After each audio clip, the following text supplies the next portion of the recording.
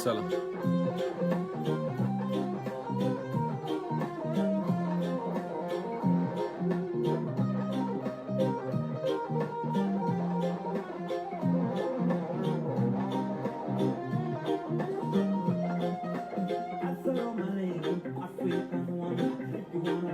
Thank you, Brother Charles.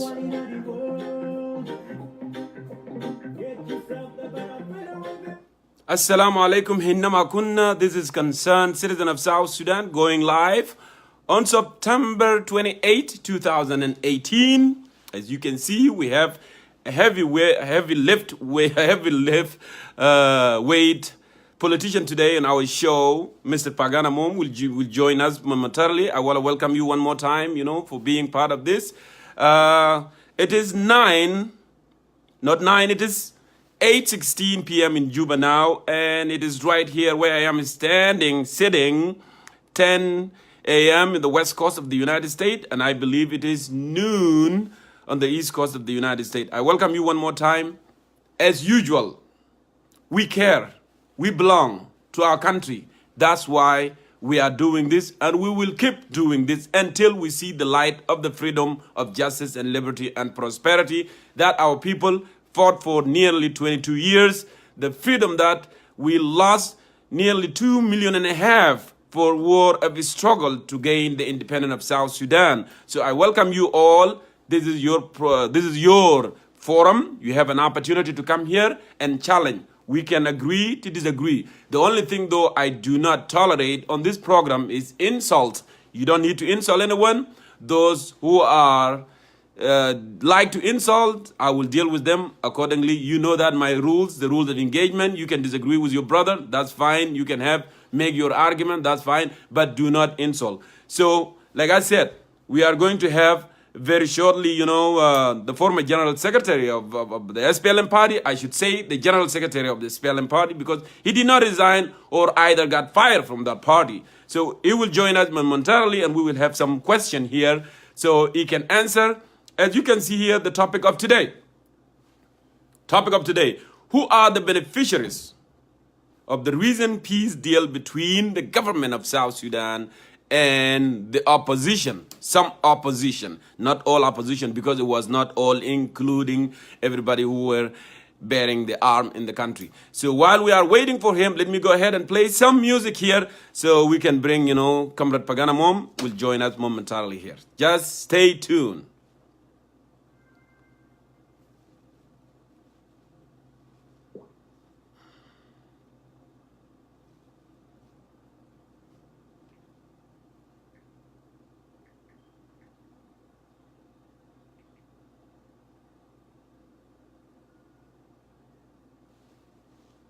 All right, let's go ahead and do this.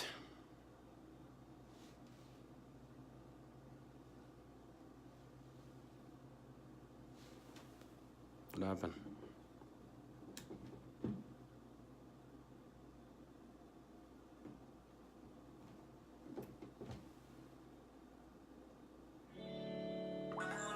Yep.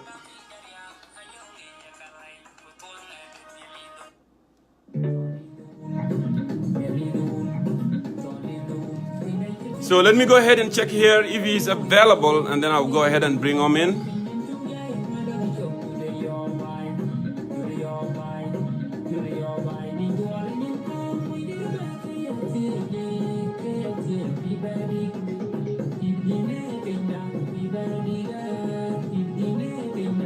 Yep.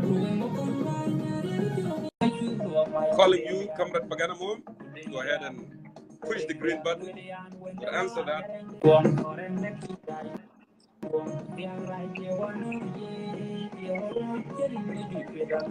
Good morning, Comrade Paganamum, and it's good to see you here live with concerned citizen of South Sudan to speak to the people of South Sudan.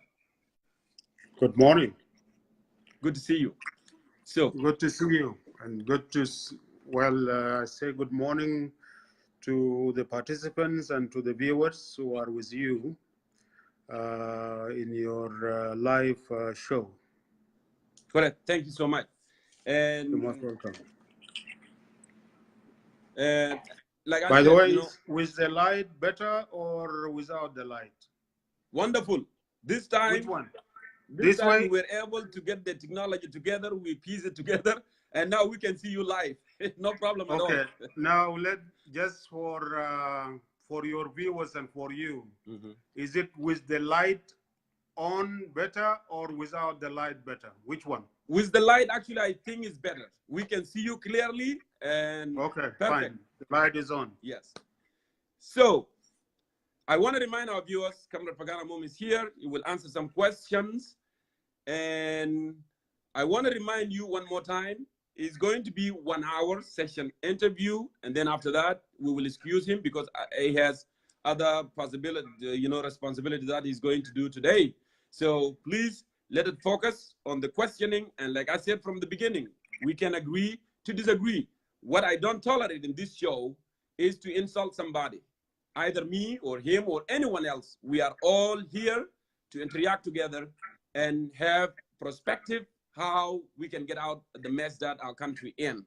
So, Comrade Paganamum, thank you one more time for joining us here at Concerned Citizen of South Sudan live video on the Facebook. If I may ask you on my first question here, as someone who sees these peace deals as not a genuine, can you please walk us through challenges ahead of implementation of the peace agreement? Thank you, Jongkor, for having me in this in your live show on Facebook of the South Sudan Concerned Citizens. And through you, I would like to greet every South Sudanese who is participating in this show, and every friend of South Sudan, and anybody who is not South Sudanese but interested on issues of South Sudan who may be following this discussion. With that said, I agree with you that this discussion, let it be a discussion based on the core issues facing our country and the challenges facing us. And this is not, we should not take it as a political campaign or debate, but rather as your forum is about South Sudan, we should be, all of us, as concerned citizens of South Sudan, as you have it. And we may have different views, different disagreements, or different ways of seeing this situation. Nobody has the monopoly of truth, and nobody can say that they have the solution. The solution will come as a result of us all putting our minds together and addressing the challenges that we have. The question you have asked me about the peace agreement or the deal that was signed in Khartoum and then later in Addis Ababa. Yes. I would like to first of all inform the people of South Sudan that we are actually not talking about one agreement here. Yes. There are so many agreements that have been reached or struck during this period that we are talking about. First of all, there is an agreement of cooperation between the government of Sudan and the government of Uganda. This is an understanding that they have reached and on South Sudan, how they cooperate on South Sudan. This is one agreement. Secondly, there is an agreement that was reached between the government of Sudan and the government in Juba, the government of South Sudan led by President Salva Kiir Mayardit. On the 5th of June 2018, when President Bashir sent a delegation led by Salah Ghosh, Yes. in the company of the Minister of Foreign Affairs and the Minister of Petroleum. They met with President Kiir on the 5th of July in Juba, in J1, and they have reached an agreement on the oil and other issues related to between South Sudan and Sudan. Okay. Also, there is an agreement of the same, in the same line, that was negotiated on the 24th to the 26th between the delegation of South Sudan and the delegation of the government of South Sudan in Khartoum, where they have reached agreement on issues of the oil and economic issues, and as well as security. At the same time, that was during the same time when the government of Sudan was facilitating what they call the face-to-face meeting between President Kiir and former Vice President and probably the upcoming first Vice President, Dr. Riek Machar. While Sudan was mediating between the two, Sudan was negotiating with Kiir.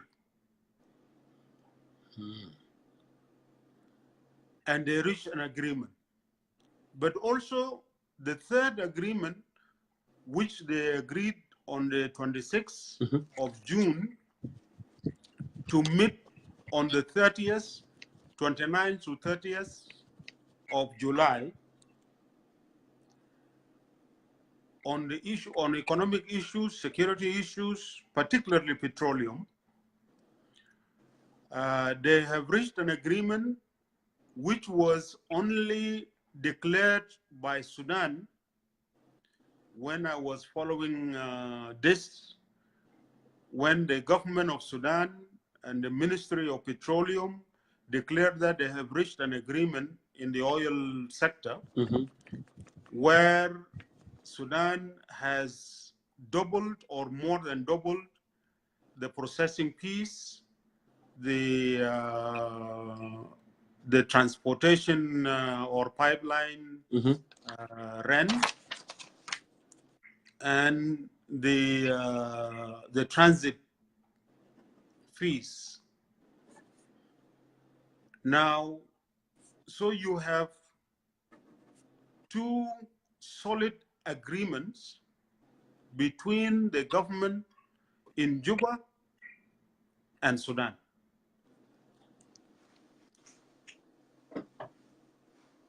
And during all these processes, during all this engagement, now the government of Sudan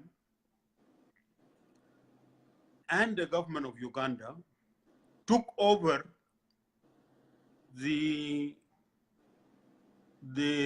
high-level revitalization forum to revitalize the peace agreement that was signed in 2015. Mm-hmm. And using that agreement, Sudan now brought together Dr. Riek and President Salva Kiir,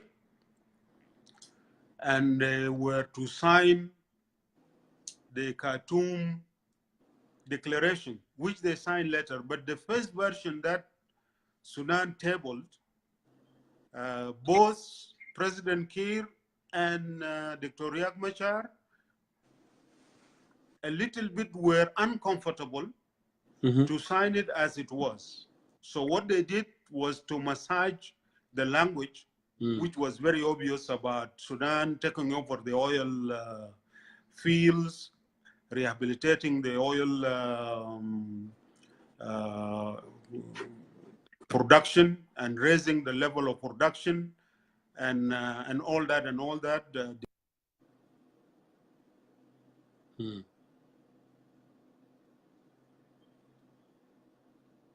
Sorry. Maybe somebody called him. It looked like the picture froze there. Hopefully, Comrade Pagan will resume his talk. Let me give him a few here. We apologize to you, our viewers. Back as well, so you can continue.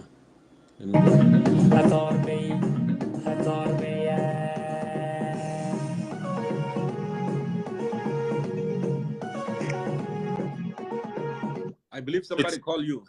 Yes, somebody called me and took me out of the... Yeah. Anyway, no problem. So what do we do? Maybe should I put off? I did not succeed to put off the... Messenger? My messenger. Let me put it off. Let me put it off and then I'll come back to you. Okay, no problem. Go ahead and do that. Just uninstall the messenger so they don't have to bother you. And then I'll bring you back. Okay, go ahead.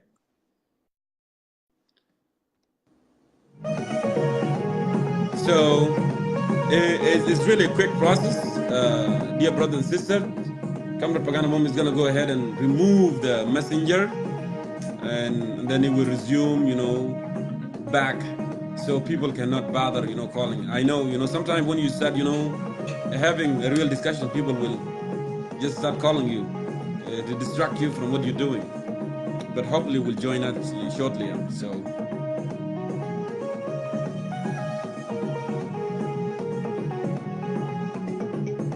Thank you so much, and I really thank everybody who participated. Those in Australia, they are waiting, they are watching right now, and it's really 3 a.m. So I appreciate you, the spirit, of love to your country, and being part of this.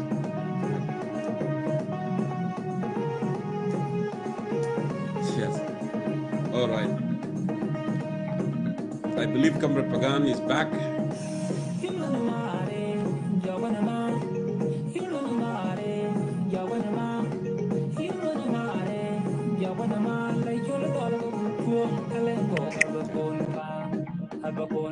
Welcome back, Comrade Paganamon, and we can resume our discussion here. So now we have so many agreements. Yes. That are of concern to us. The agreement that was signed on the 12th of September in Addis Ababa which was actually mediated by Sudan, and in which the stakeholders were coerced and pressured to even sign the Khartoum Declaration in the first place. I believe also that President Kiir and Dr. Riek Machar were also coerced into signing even the Khartoum Declaration. You know very well,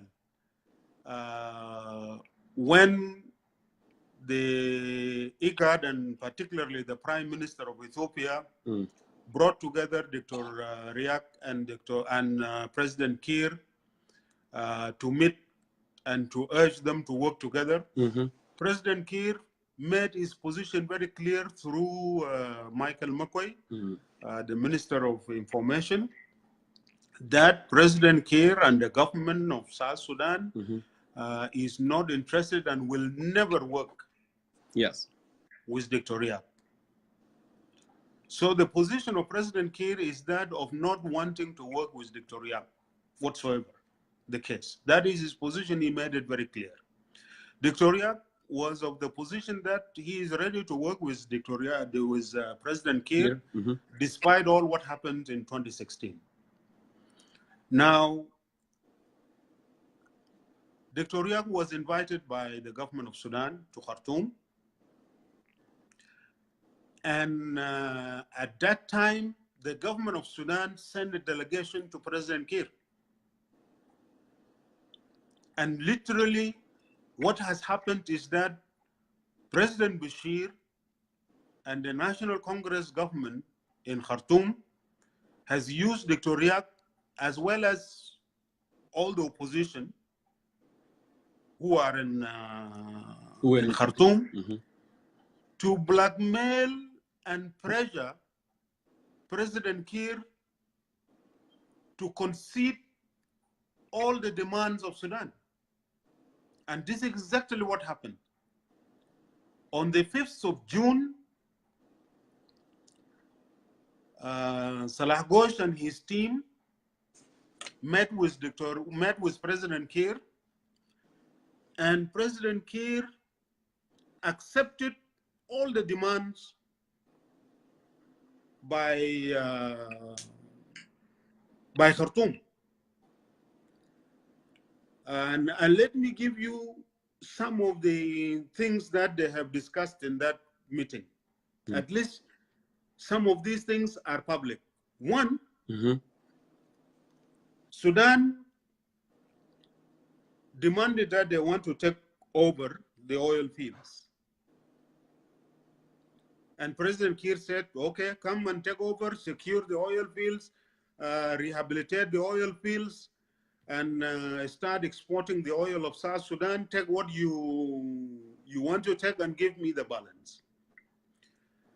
Also, Sudan said you must compensate Sudan. South Sudan must compensate South Sudan must compensate Sudan for all the damages caused in the war in Hijlich. And President Kiir asked them, how much is that? Even they did not have a figure. They just said it was more than $3 billion. And President Kiir said, absolutely. Take your $3 billion. No problem. We'll compensate you. Now, why did President Kiir accept so easily those demands? Because Dr. Riek was back in Khartoum. The opposition were all now in Khartoum, including myself. I was invited to go to Khartoum. And if I were not unwell, I would have gone to Khartoum. Now, the President Bashir and Sudan government used the presence of the opposition as a threat to Kir. If you don't comply with what we are telling you, we are going to arm and support the opposition and take you out. So that was a situation where President Kiir found himself. We should also appreciate that. At the same time, Dr. Riek Machar was in also a very difficult situation. He recently was released from house arrest in South Africa, and came to the region, to Addis Ababa, invited back to Khartoum, and he was in Khartoum and he was being threatened that if he does not agree with these plans, he will be returned back to South Africa or maybe even handed over to Kir. If Kir now is fully cooperating with Khartoum and in line with the interests of Sudan, then he will be in danger of either being handed over or being detained in Khartoum itself or being pushed away to somewhere else. He was in a very difficult situation to negotiate. So you can say both Kir and Riek were not free to negotiate and reach agreement. The opposition also were not free, and actually you can see how the leadership of South Sudan Opposition Alliance were pressured and coerced, and even to the point of humiliation, to sign the Khartoum Declaration. So here we have a situation that Sudan and Uganda have agreed to cooperate on South Sudan. Sudan and Uganda were hostile to each other, particularly on the issues of South Sudan. Sudan was on the side of the opposition, including Dr. Riek Machar, supported Dr. Riek Machar at a certain stage after the war erupted out. Uganda supported President Kiir and his government. They intervened in South Sudan. They went up to Jongkor. And all these are known facts. But what is new is that Sudan and Uganda, instead of being rivals, they have now agreed to cooperate. What is the content of their agreement of cooperation? It is simple. It is to cooperate so that they loot South Sudan. Therefore, the policy that is being pursued by Sudan and Uganda is a predatory policy of basically interfering in South Sudan to exploit the resources of South Sudan. And this is not new. You can see what Uganda was doing in Congo. So this is a new development that we have to be very much concerned about. The other issue is that while Sudan was acting as a mediator, they were pursuing their own interests and actually prioritizing their own interests in getting access to South Sudan resources. Of course, they have economic crisis in Sudan. So they want to help themselves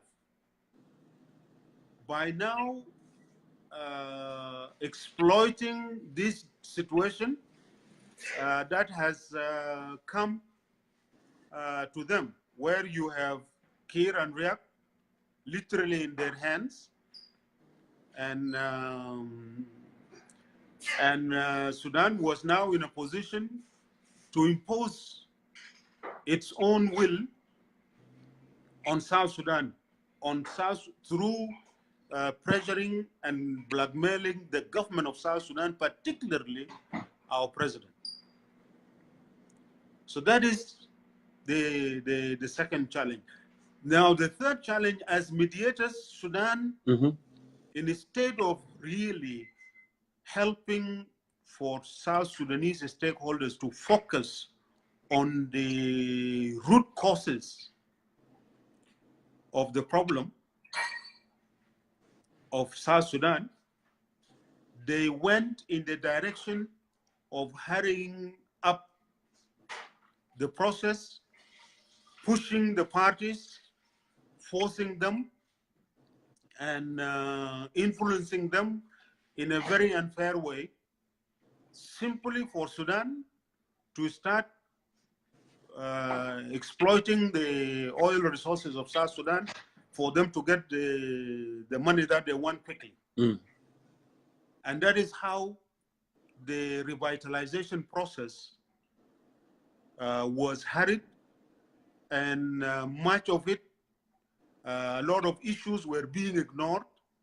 The parties were being coerced to sign, sometimes with promises that these issues will be discussed later.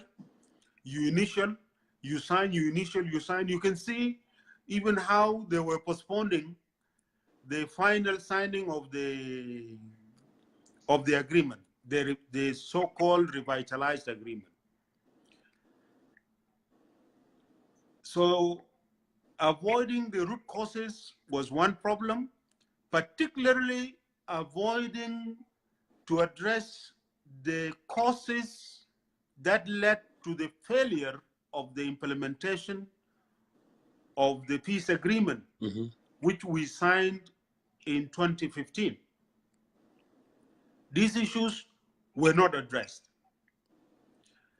Now, we have a situation where President Kiir and Dr. Riek Machar, both of them have been forced to work together. You can even see by al-Bashir,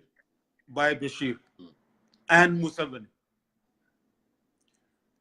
You can see even the problem of that agreement, that just immediately after they signed, Dr. Riek got up and extended his hand to President Kiir, and you can see President Kiir refused to greet him. What type of a peace is this? When the parties to the conflict, having signed an agreement, refuse to greet each other. So that is a big problem. Of course, you saw later on how President Kiir in Addis Ababa was enthusiastic, going around greeting.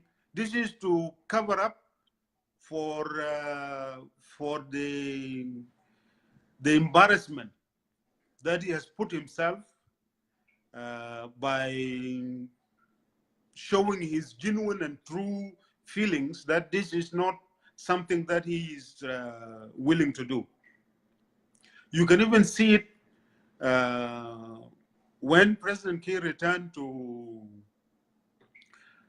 Juba from Khartoum with the peace agreement that he was waving to the people. His language, the message that he was giving to the people was not a message of peace. So that is a concern. And all this have now caused a lot of questions to arise, and many people are worrying whether this agreement is born dead, or if it is alive, will it live for how long? Will this agreement be implemented or not? You can see after the signing, war continued. Attacks and fighting continued. Now, if fighting continues among the parties, After this agreement, then we have no peace. Then the people of South Sudan do not have peace. That is a complex situation that we have. So many agreements, so many regional interests of Sudan, of Uganda there. I'm not also going to exclude the fact that there are other regional neighbors who have also interest in South Sudan, like Ethiopia and Kenya. You have even countries like Egypt. They have also interest in South Sudan. And you can go globally. You have China having interest in South Sudan. You have United States of America and Europe, UK. They have also interest in South Sudan. They have interest in peace in South Sudan. And so this is a complex situation we are in. This is about your question about this agreement. So it comes with a lot of challenges. It comes with a lot of contradictions. And I can, to simplify the issue, let me say that the challenges that this agreement comes with are the following. Number one, regional interests, complicating the situation in South, even complicating the implementation of this agreement. Sudan and Uganda. Now they are talking of deploying their forces into South Sudan. Are they going to be deploying as part of the UN, or are they going to occupy South Sudan? You see, and this is being discussed. Sudan and Uganda are trying to use now the IGAD for them to go in under IGAD and under the UN, and also for the international community to put the cost of the deployment of these forces. But then, if Sudan is prioritizing its own interest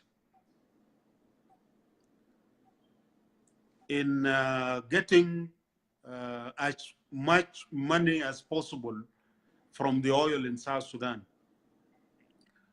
how will that affect this peace agreement? Particularly, how will that affect the issue of peace dividend? Because the people of South Sudan, they do not only want peace for the sake of peace itself, as in the sense of stopping the war or the guns going silent. It is about life and a better life. It is about the people returning from refuge back to the country, resettling, going back to their home, restarting their life or beginning to rebuild their lives. Those who are displaced inside the country, those who are in the UN protection camps, they go to all their places. And all this are the main aim. It is about South Sudanese living in peace and achieving prosperity. Now, when the resources are going to be taken by Sudan and Uganda, what is going to be left? This is going to be a big challenge.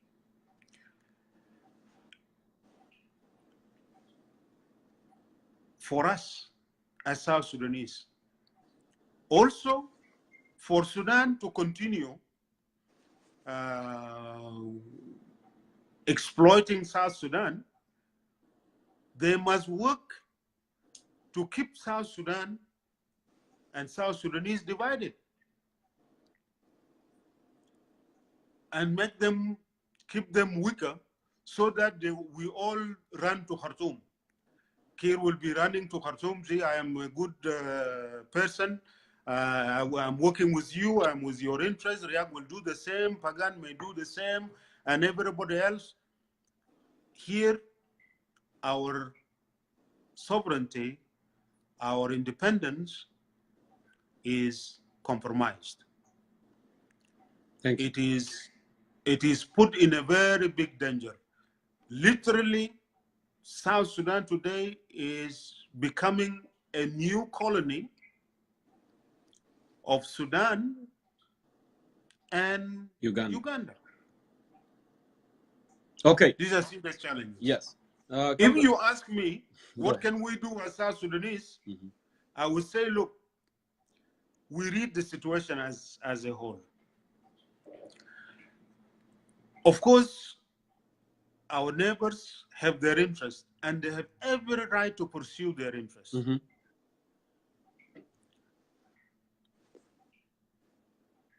And if they are going to pursue their interests at the expense of South Sudanese, we have to ask ourselves, why is this happening?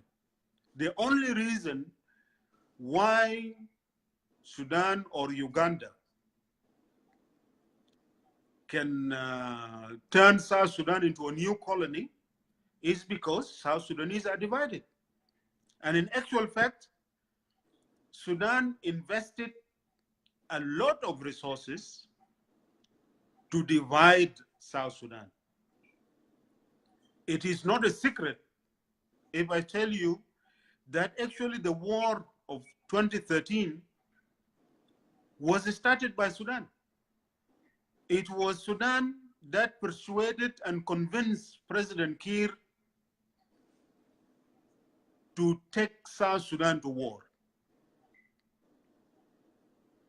If you remember, in 2012, President Bashir sent all the militia after he has armed them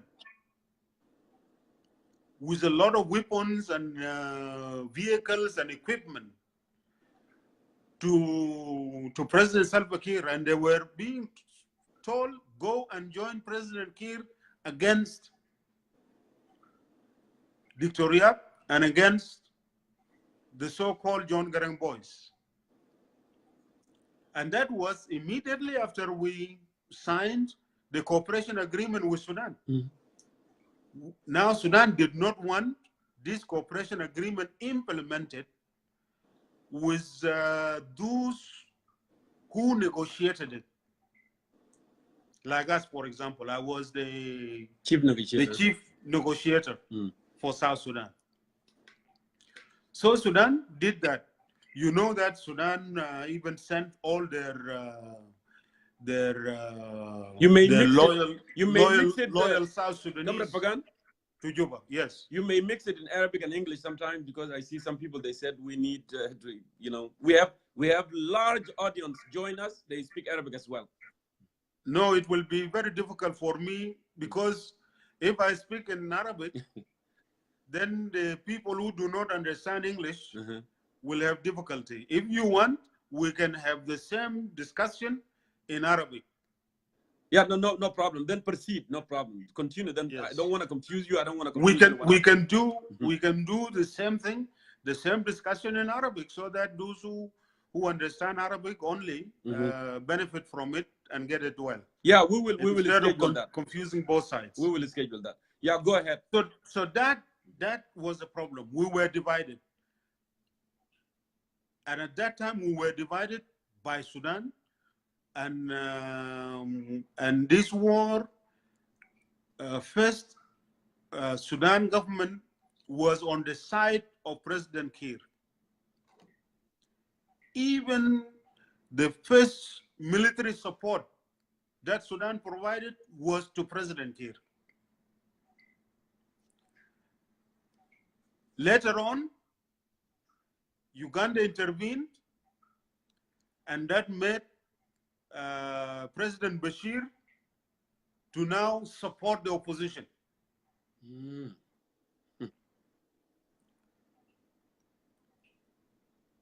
And that was the situation from 2013 to 2016. And from there,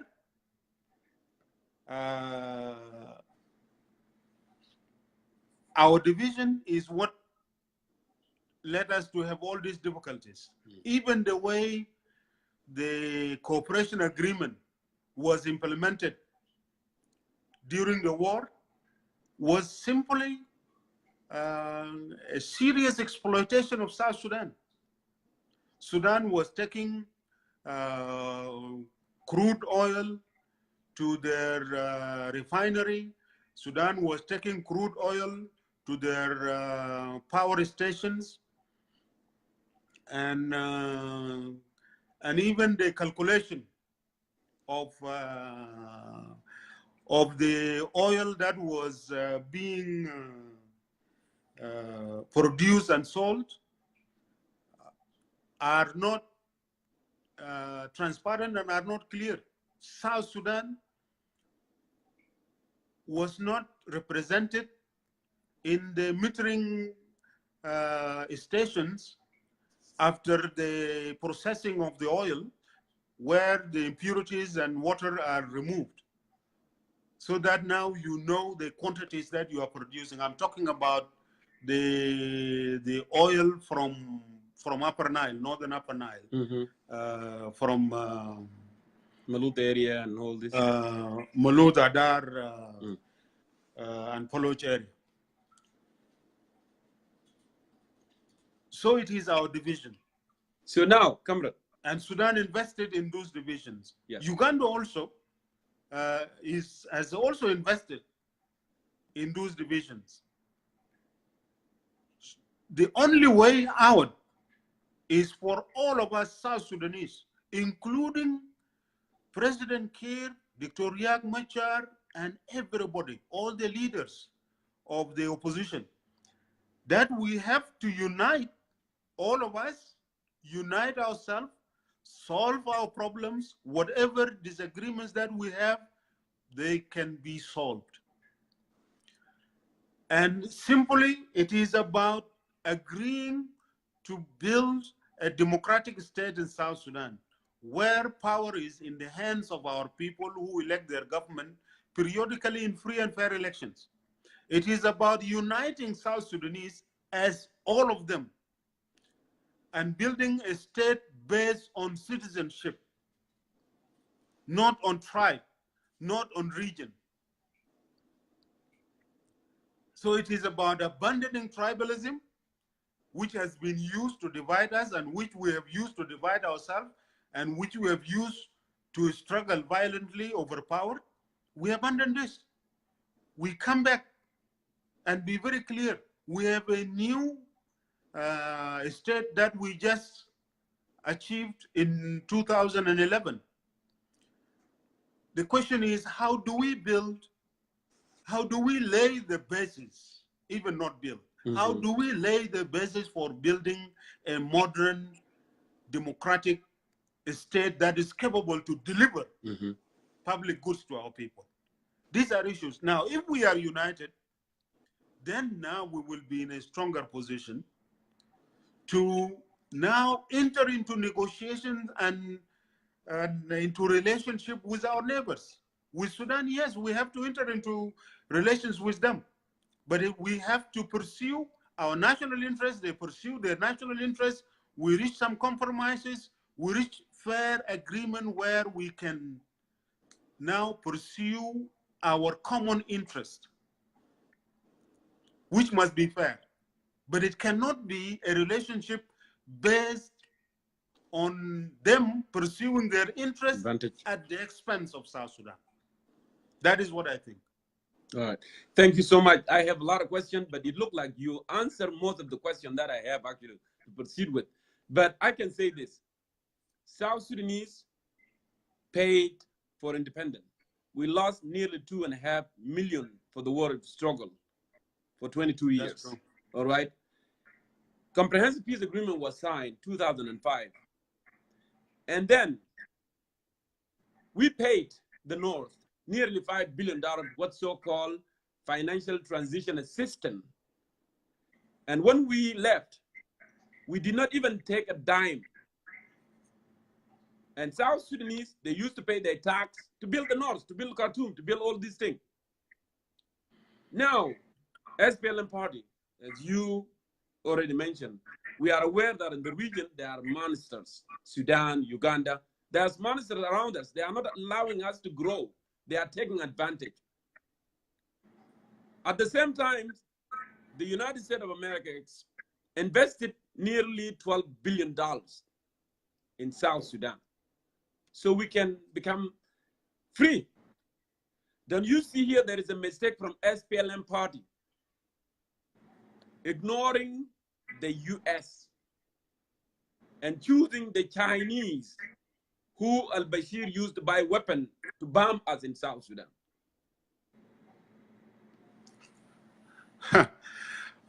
Thank you for your question. But first of all, before we go to that international dimension, let us come back to the reality in South Sudan. Mm-hmm. The SPLM you are asking about, I don't think that SPLM is there. The first target of these forces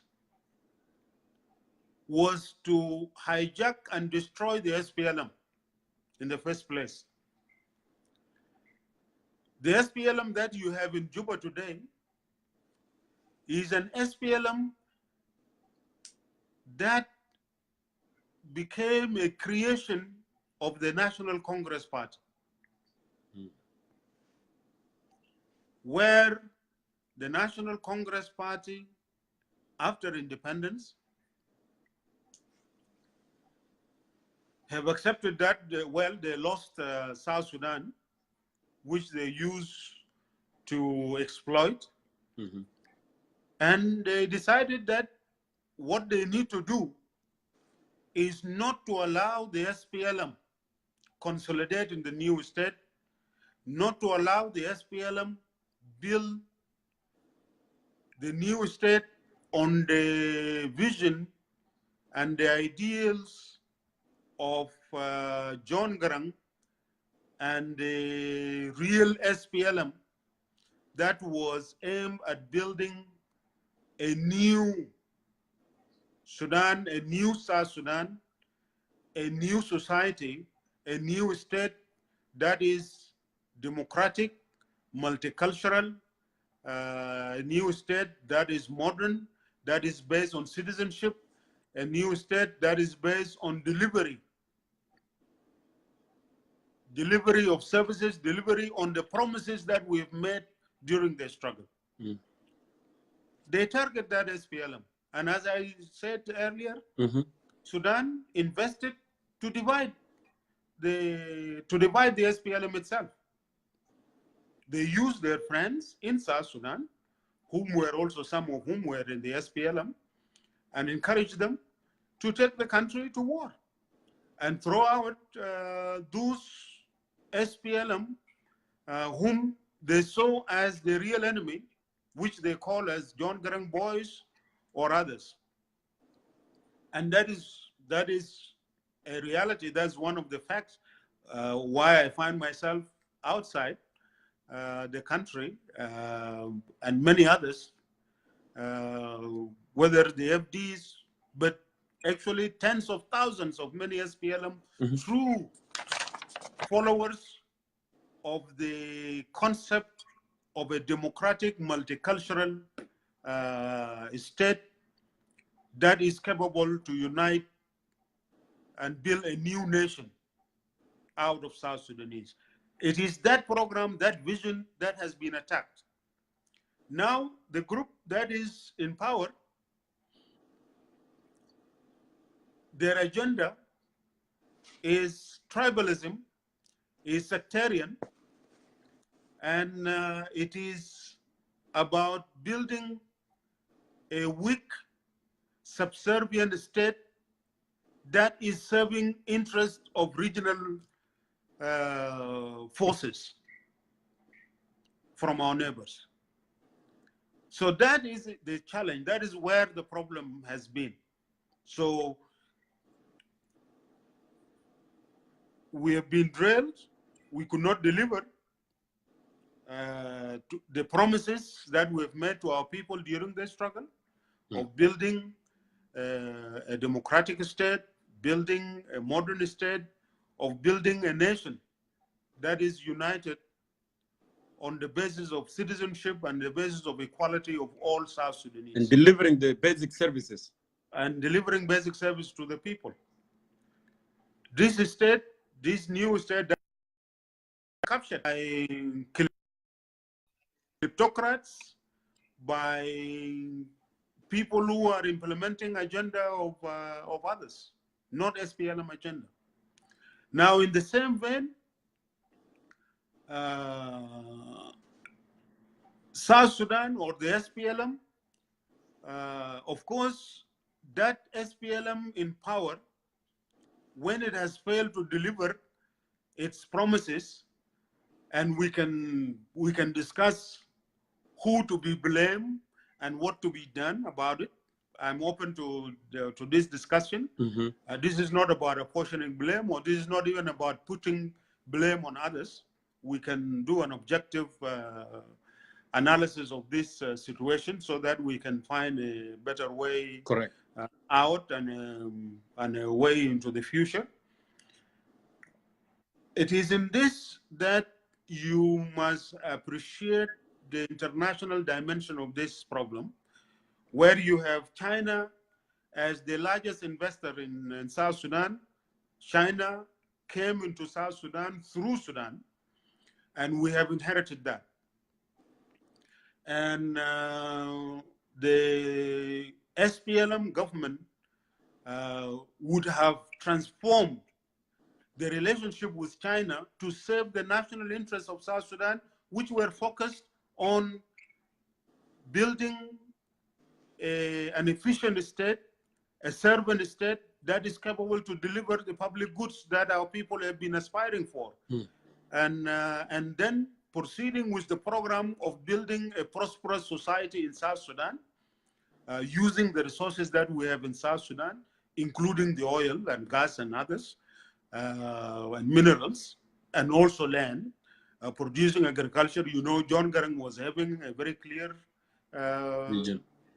agenda and vision of fueling, for example, agriculture with the oil revenue. We would have been self-sufficient in food. We would have built roads. We would have built hospitals. We would have built more schools. We would have built, would have provided clean water for our people and better health services. This has been compromised. But actually, the reality is that even the Chinese interest has been affected, because with the closing down of so many oil fields, it has affected them and their investments. Of course, we have abandoned our relations with the United States of America because they are disappointed. We have disappointed them. And the regime in Juba became a regime that was violating the basic rights of the citizens of South Sudan, committing war crimes and crimes against humanity, creating the largest humanitarian crisis in the world, which is costing United States of America and UK, Europe, Norway, so much in to just keep most of our people alive, whether as internally displaced people or as refugees outside the country. And these are all caused by the regime in Juba. This is where the real national interests of South Sudan were abandoned, and this is where all the important relations of South Sudan with the West, with America and the other countries also were spoiled and destroyed. Actually, even the relation with China have been also ruined because of all this conflict and because of lack of vision and lack of policy. You can see even the way when President Salva Kiir returned from China, from the China-Africa Summit, he was talking that he met with President Xi Jinping, that China has plans and programs in South Sudan, and that he has accepted. And now they are going to build a road from Nadapal to Wow. Is this a Chinese program, or is this a South Sudanese program? Where is our program?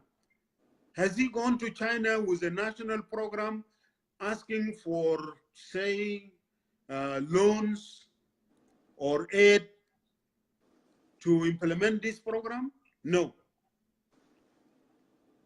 He himself, with his own mouth, he was briefing our people in the Catholic Church that he met with the Chinese, and the Chinese have this program, and that he has accepted it. Now they are going to build the road, and then they will not use money, but they will not bring money, but they will be paid by oil. Fine, that's okay. But is this our program? Is this part of a national program of building our infrastructure? Or is this a Chinese program, part of their Silk Road, or what is it? Lack of national agenda is really a serious problem that we are facing. Thank you. Thank you, Comrade Paganamon. Now, like I said, you answered a lot of questions, but I'm still going to move forward here because I still have a few questions left before, I let you go. Now, is this piece has any intention of addressing the basic social, economic, and political causes of the conflict known as root cause, if we can say?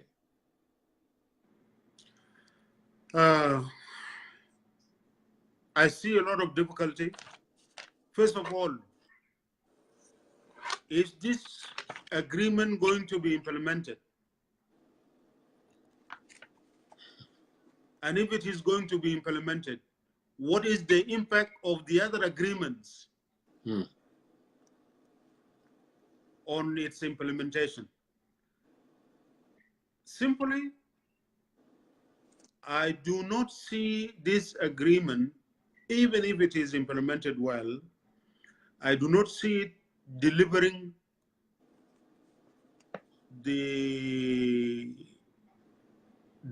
the services and bringing about the socio-economic development that that we aspire to have.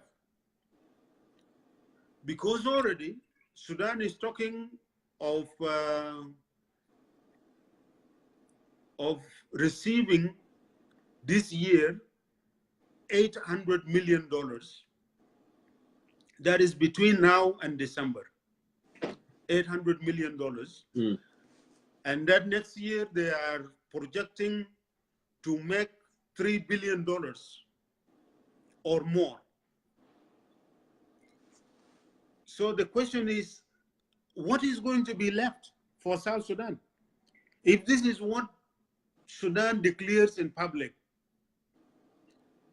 how much really Sudan is making underground? Or in reality, which is not being made public? So we will be having problems of resources to address the socio-economic challenges that South Sudan is facing.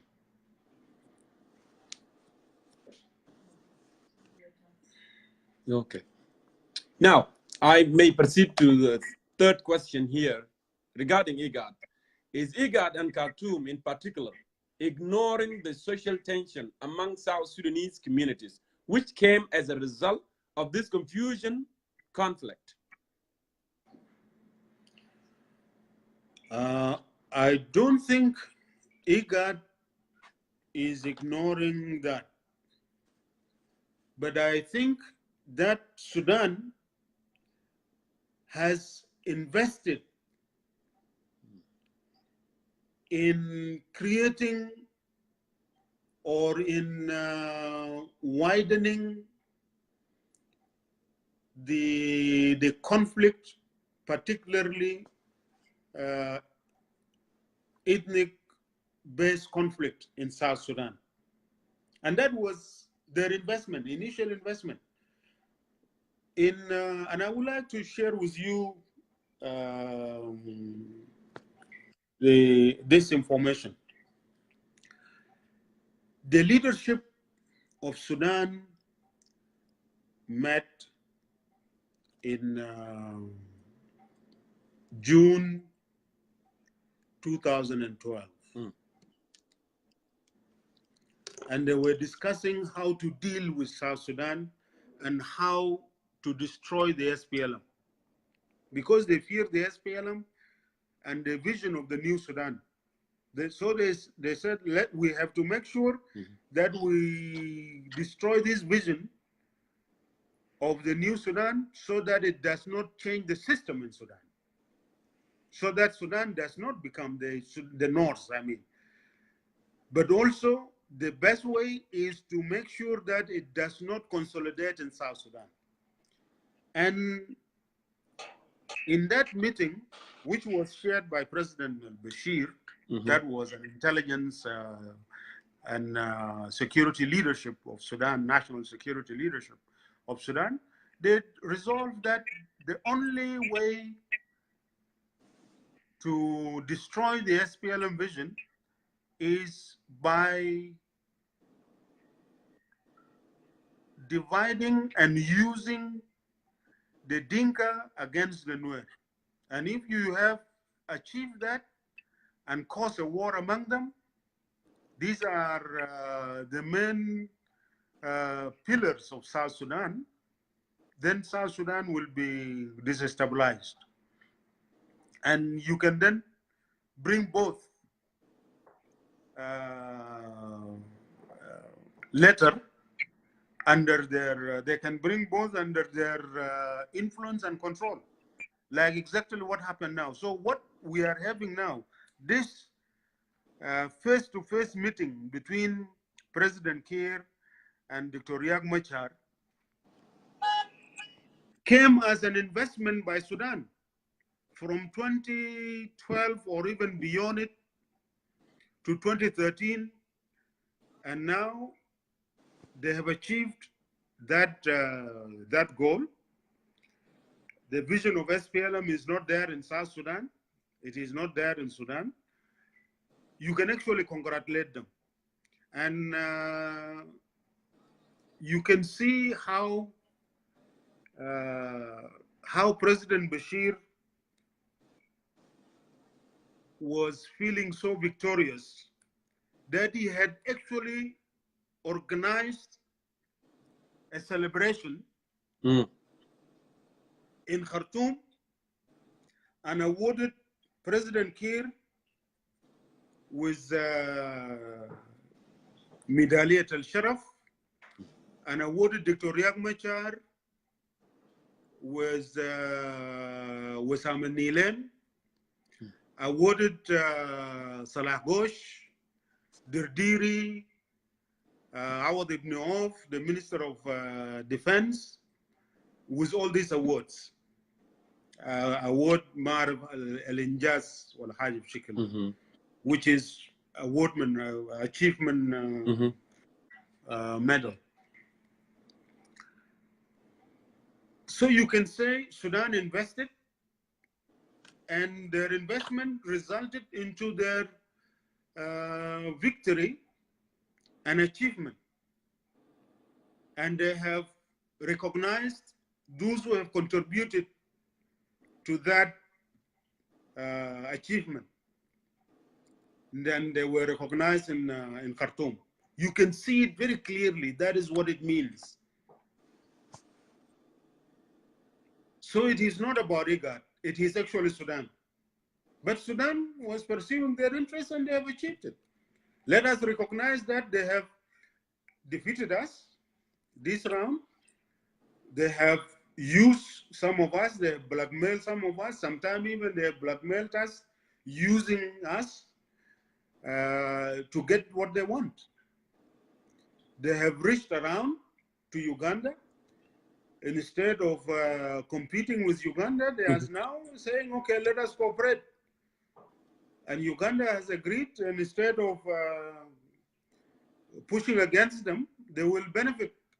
So whatever that will remain from what they have taken from the oil will come to Juba. Then Sudan, Uganda will also get its share. What is going to be left for the people of South Sudan or for the programs of building the new state and of achieving a better life for the people of South Sudan? These are challenges. Thank you, Comrade Paganamon. I might proceed here to ask you questions regarding the former political detainees. Now, do you think this peace agreement will expedite the reunification of SPLM party, given the fact that majority of FDs are going home, are going to Juba, such as Deng Alor and others?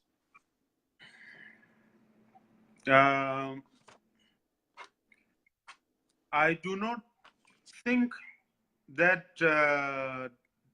this agreement will expedite the reunification of SPLM. Because the SPLM here is actually the enemy of Sudan. If we are returning to the vision of SPLM, to the vision of Jongkor, Sudan will not have any interest in that, at least from their parochial and narrow interest. If they were to look at their interest from the global situation, it is in their interest to have, for us to have two viable states, a strong, peaceful, and prosperous South Sudan, and a strong, peaceful, and prosperous Sudan, cooperating to strengthen these two countries, cooperating to achieve mutual interest of our two people. So this agreement that is reached in Khartoum is actually based on destroying the SPLM. And the other part of your question, or what you mentioned, that the FDs may be, the majority of the FDs may be going in. That is not true, because the FDs are actually these days discussing and organizing and preparing themselves to hold a very strategic meeting to discuss this agreement that was signed in Addis Ababa, which was signed by Comrade Deng Alor, and many of the FDs, or the majority of the FDs, were not agreeing. You know that when Comrade Deng Alor signed the agreement in Khartoum, the FDs, the majority of the FDs met in Nairobi and resolved that they did not authorize them to sign, and they regretted them having signed that that agreement. It is the same with also the signing in Addis Ababa. Deng did not consult with the FDs, and he proceeded to sign it But anyway, they have their view and But their reasons for comrade, that. what does that mean? Does that Others have mean their there is a views and fracture? their There is a reasons. fracture within the Pardon? FBs? No, there is no. We you can say yes. We are probably having two opinions. One opinion is that of signing and participating in implementing this agreement with all the challenges that it is there. Mm-hmm. The other opinion is not signing this agreement and reviewing this agreement with all the challenges that are there. So the FDs are going to meet to discuss this, and then they will decide which way to do, which way to go. How are we going to address these national challenges that are brought by this agreement and other agreements associated with it? So that means Deng Alor actually was intimidated by Khartoum government like others. Well, these are, as I said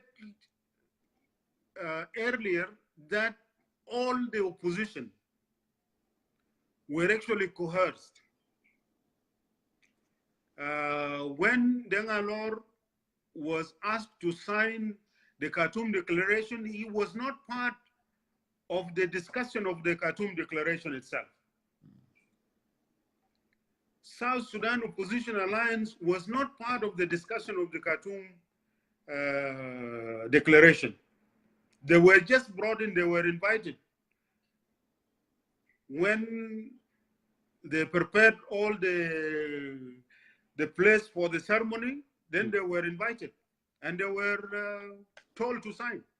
That is how they signed in Khartoum. These are facts. Okay. Now, here my question before the last question. I have two more questions left. So in the past, the government did not fulfill terms of the compromise peace agreement. If it is understand this peace, what do you suggest? I did not understand your question well. Okay. In the past, the government Yes. did not fulfill the term of compromise peace agreement. Yes. If it's understand this peace, what do you suggest? So basically, they did not, fulfill the last peace agreement 2015. Yes. Yes. And what make them that they are going to implement this this one? And what do you suggest if they? Yes, your suggestion would be what? Well, the government did not implement the 2015 agreement because President Kiir signed it with reservations. And it collapsed in 2016, few months after the beginning of the implementation. I knew it was not going to work. That is why I did not even bother to join that process, because it was very clear right from the beginning. Now, this agreement is actually more in favor of President Kiir. It is more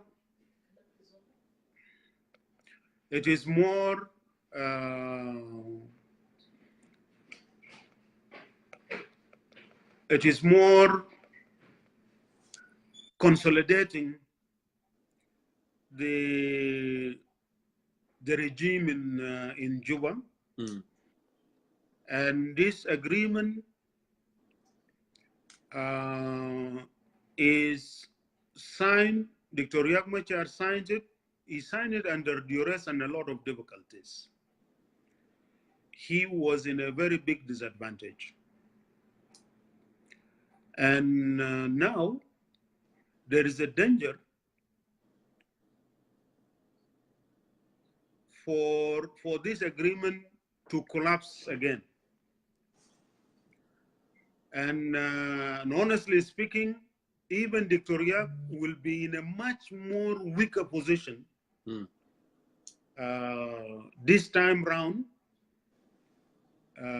than in 2016. So it may take the country in a worse situation, worse than the situation we have experienced in 2016 and 2017. But this can be avoided. And I thank you for asking me what is my suggestion or what is my proposal to address these challenges and to avoid the dangers that are now clearly there more than in 2016 or 2015. And this is simply, as we discussed earlier, I think South Sudan now is in danger. This is not about just stopping the fighting. This is more than the guns going silent, because the sovereignty of South Sudan and our independence has been compromised. We have also predatory interests that are more vicious and voracious against South Sudan. That may be a big problem. At the same time, the international community has lost interest. They are concerned, they are aloof, they are not ready to support this because of all these complications. What can we do? I think what we can do is to have a serious national dialogue to rescue the country and rescue ourselves. This is not about maintaining the Kir government. This is not about Victoria and SPLM Mayol taking over the government. This is not about the FDs campaigning for the war to stop and achieving peace. No, this is about South Sudan itself. The very existence of South Sudan is in danger.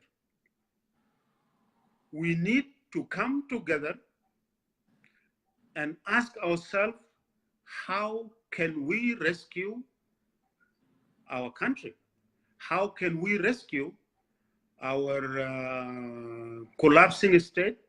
How can we rescue our young nation from the disintegration and collapse into chaos?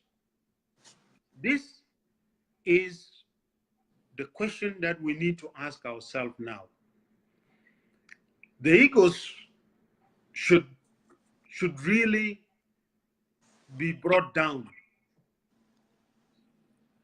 This is not about Salva Kiir or Riek Machar or Lama Cole or Thomas Cirillo or Joseph Bakasoro or Gabriel Changson or Pagana Momo or anybody else. No.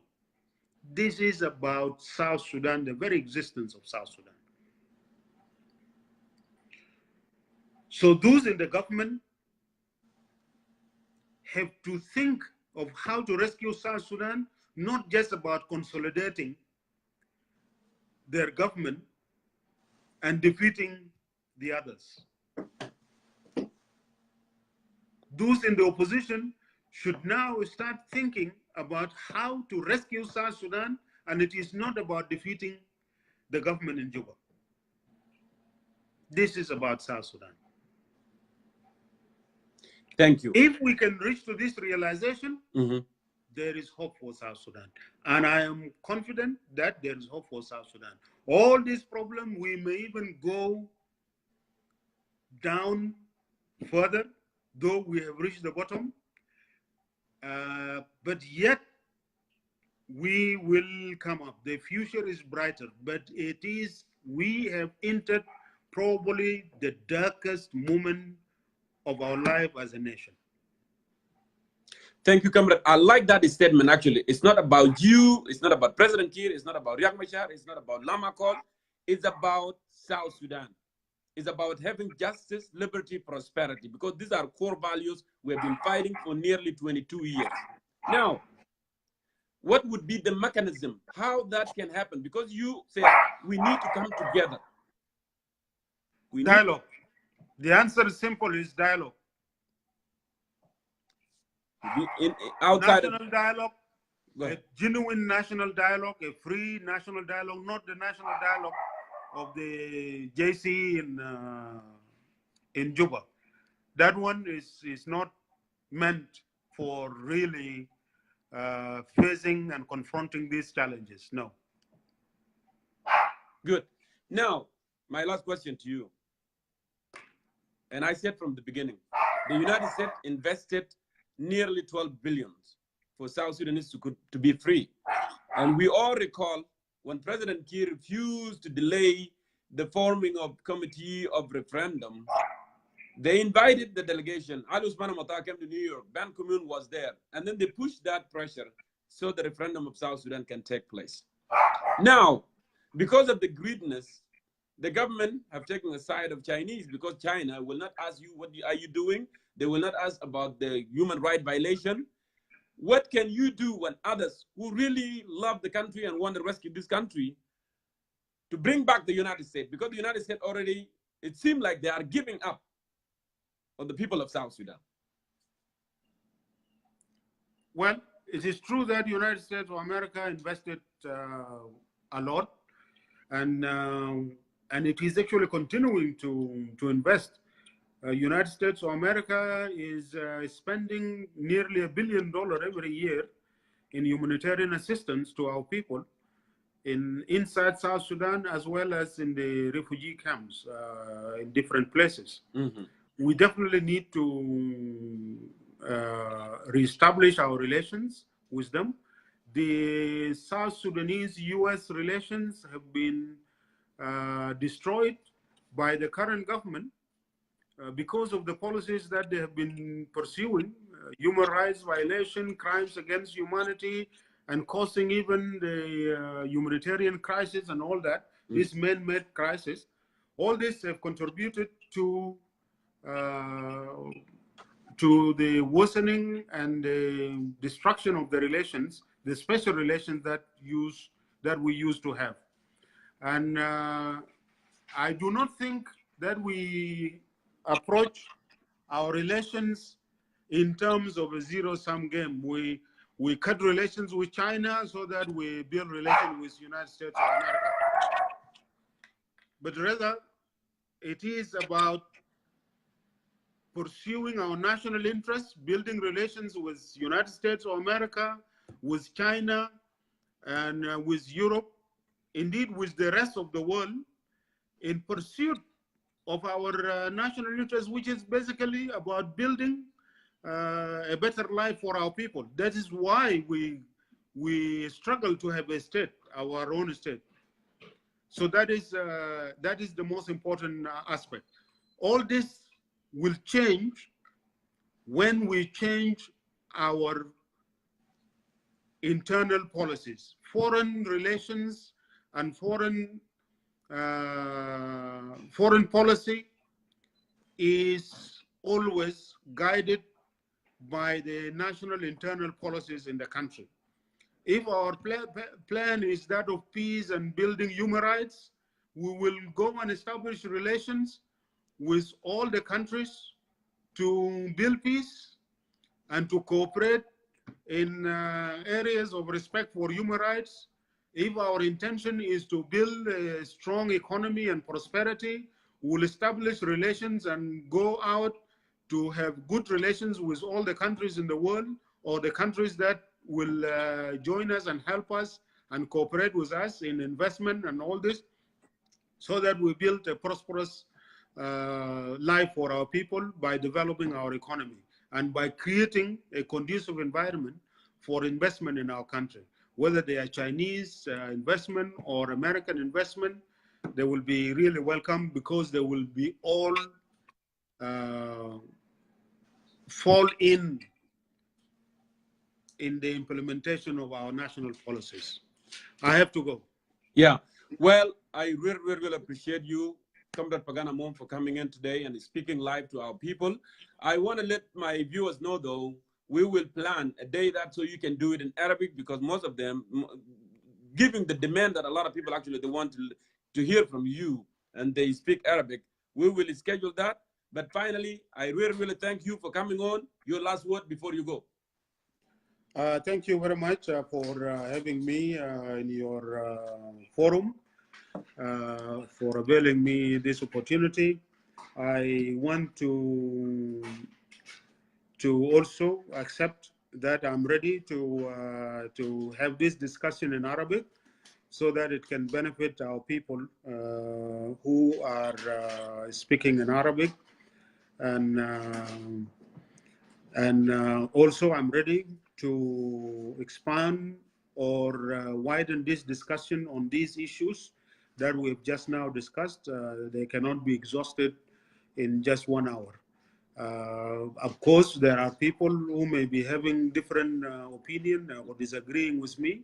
I welcome also an opportunity, if you can avail it, for them to make their opinion or to challenge my views, or disagree with me or agree with me. That also should be available, and I hope it can be interactive, where people can ask questions and answers, where I can also ask questions and can make answers, and can also receive answers from others. My last word is to all South Sudanese. I really want to appeal to you,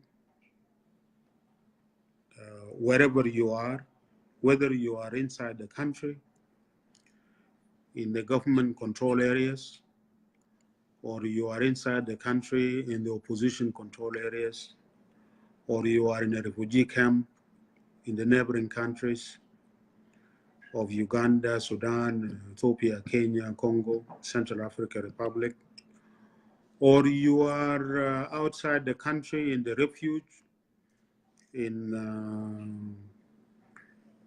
the rest of the world, in America, Canada, Australia, Europe. I want to appeal to you that it is time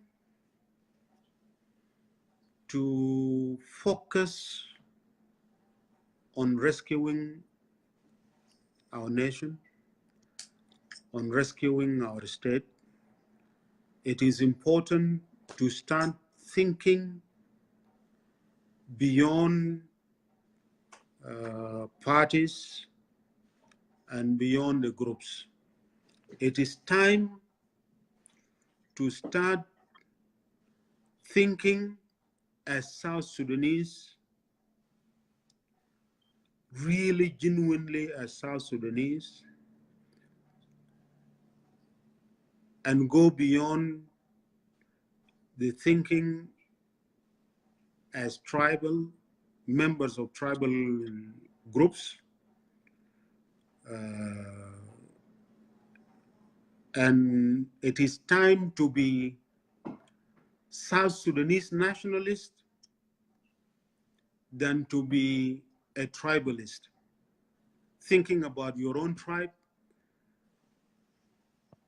and thinking of being against the other tribes.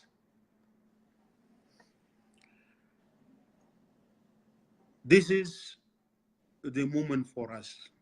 Let us think Now that we have, as a generation who are alive today of South Sudanese, now that we have achieved the independence of our country and we have a state, culminating the struggle of our people through many generations since we were occupied by foreign forces. What is our historical task today? If we think like that, then we will definitely come to the realization that as a generation of the first generation of South Sudanese, free South Sudanese who are living in their own state, whether you are outside, but still you are a South Sudanese. Mm-hmm. We must realize that we are the founding generation of this new state, the founding generation of this new nation. It was a dream before, but it is now here. The state is here with us. Instead of us thinking along tribal lines or along regional lines, where tribes will try to capture the state to dominate others. If we do that, what we will have is that we will build a state that will be unstable continuously. Because if one tribe takes the state, we would have repeated, or we are repeating exactly the wrong things that Sudan did. When Sudan became independent, the so-called Arabs and Muslims of Sudan took the state and they tried to build an Arab Islamic state. Those who were excluded went to war, including us, which led to the separation of South Sudan. Now, for example, if the Dinkas come and say, look, we are the largest tribe in South Sudan, we take this state, and come with the ideology that this is their state, this is a Dinka state, and the rest can be second-class citizen in it, this will lead us to so many wars and to so much destruction. We will be destroying ourselves. Even if, for example, if somebody or other tribes, say the Nuers and the Shuluks, defeat the Dinka state, they create their own Nuer state or Nuer and Shuluk state, the same thing, the fighting will continue. Our people in Equatoria will continue to rebel if they are dominated and made second-class citizens in the state. The same thing also, if somebody or in Equatoria mobilized the Equatorians against the Dinka or against the Nuer or against them all, they will build then an Equatorian-dominated state. Wars will continue. Why do we have to go through this? This is precisely what Dr. John Garang have found out, that this is causing instability, and the only solution to it is to build a national state that belongs to all of us. Let us apply the ideas of John Garang in the building of our new state. In Ye, John Garang said that this idea by the people in Khartoum is wrong and it will not work It will cause wars. But also, if somebody from four came up and built Dawla Harawiya, it will also be resisted. Mm-hmm. He was saying and telling also President Kiir that if you come up to build a Dawla Denkawiya, that Dawla Denkawiya will also Be resisted. cause instability and will fail. Why do you have to repeat the same thing? This is my call to you, all South Sudanese. Those in the opposition, those in the government, those outside, we are the generation that is to build this state. We need it to be a peaceful state. How can it be peaceful? We need it to be a prosperous state. How can we make it prosperous? We need it to be a united country. How do we build a nation that is united as it is in our national anthem? So let us also go back and really internalize and understand the meaning of our national anthem when we thank God and glorify God for his grace on South Sudan, and when we ask God to uphold us, and we ask South Sudan to uphold us united, to live in peace and harmony, to sing songs of freedom and joy, and to protect South Sudan, and to realize the values of prosperity, justice, and freedom. These are the values that we really need to think about. If we start with this, then if you are outside the country, build yourself, build your family, take care of your family, take care of your children. If you are inside the country, do the same. Because a strong South Sudan is only going to be realized when we have a strong South Sudanese, when we have a healthy South Sudanese family, when we have a people that are united across their tribes. The resources we have are more than enough for us. So there is no point of struggling over these resources. Also, these resources can make all South Sudanese rich. There is no point of stealing yourself, of stealing from one pocket, you put it in the other pocket. You take it from the public and take it to your, actually take it even steal it and send it outside the country. For what?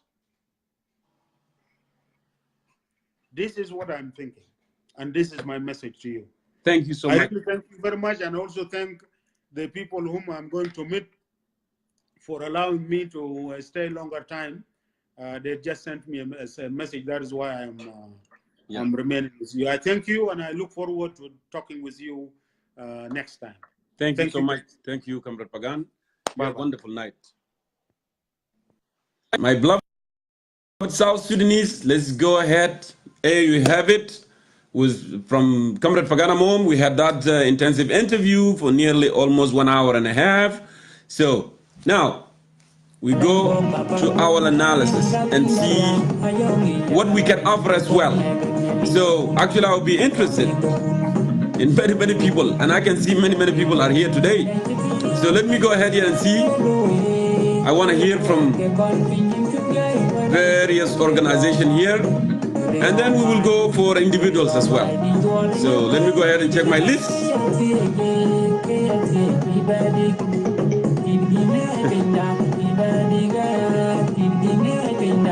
Wow.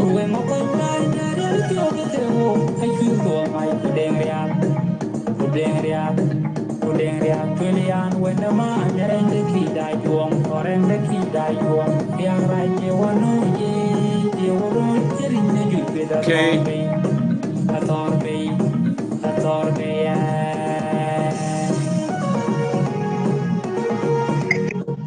I want to hear perspective from Nas before I move to other political organization here, and then we move forward. Brother Kurkujo, you have heard. our interview with Comrade Pagana Mom, what your intake? Wow. You can turn off the signal. Turn off the signal. No, I have to turn. Oh, Just okay. give me a moment. Oh, Yeah, I don't want to miss this chance, so making sure I am in. do you want to wait a little bit? Pardon me? Do you want to wait a little bit? I can let you wait a little bit. No. I want to eat this cake while it is still warm. I'm too excited, man. Come on. Okay. Okay, go ahead. Jongkor na is nakula sida barit. Okay. Anyway, that is impressive. First of all, very special thanks and respect to Mr. Paganamom for being articulate and detail oriented. And his message, that is a kind of message that we expect to hear it from our leaders. That is kind of message that will bring Junubin together. That is kind of message that will unite us. South Sudan is greater than each and every one of us. South Sudan is bigger than all of us. It is not all about self-pride. It is about what can we do to make our country better? What can we do to live in harmony? What can we do to enjoy all these resources before being used and abused by individuals? It was an educational session because he was sincere, he was direct, he doesn't sound like a politician, and he decided to share the insight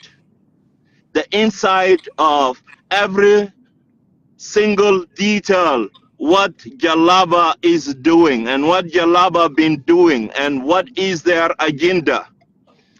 So if we can remember very, very well, all mosques in Sudan during the war, al-a'imma bitat al-masajid bisallu kullu yawm al-jum'ah على أساس إنه ربنا يشتت وحدة بتاع الجنوبيين. وهذا الكتاب السياسي كان بيجهز من قبل أجهزة بتاعت أمن الدولة وبيوزعوه في مساجد السودانية كلها. It is the same كتاب. We are in the north. We listen to it every Friday. They pray for it. They work for it. Coincidentally, I had a chance to come across إحدى الفيديوهات بتاعت مجاهدين في جنوب Sudan yesterday, and I share it on my page so that to remind ourselves. And in my comment I said a short memory. When did we forget Al Assassinu, Jalaba and Arab? They treat us collectively. They call us Abid. They call us all bad names. And we forget about it. And we are back with Jalaba. We dance to their music, we eat their food, and we are happy. Come on, come on. It is not about you. It is about people of Republic of South Sudan. And they continue to abuse us psychologically, mentally, economically. Forget about the physical abuse. Yal nakano bibio fukulu anha Sudan. Jalaba continue to use us until this moment. They continue to do it.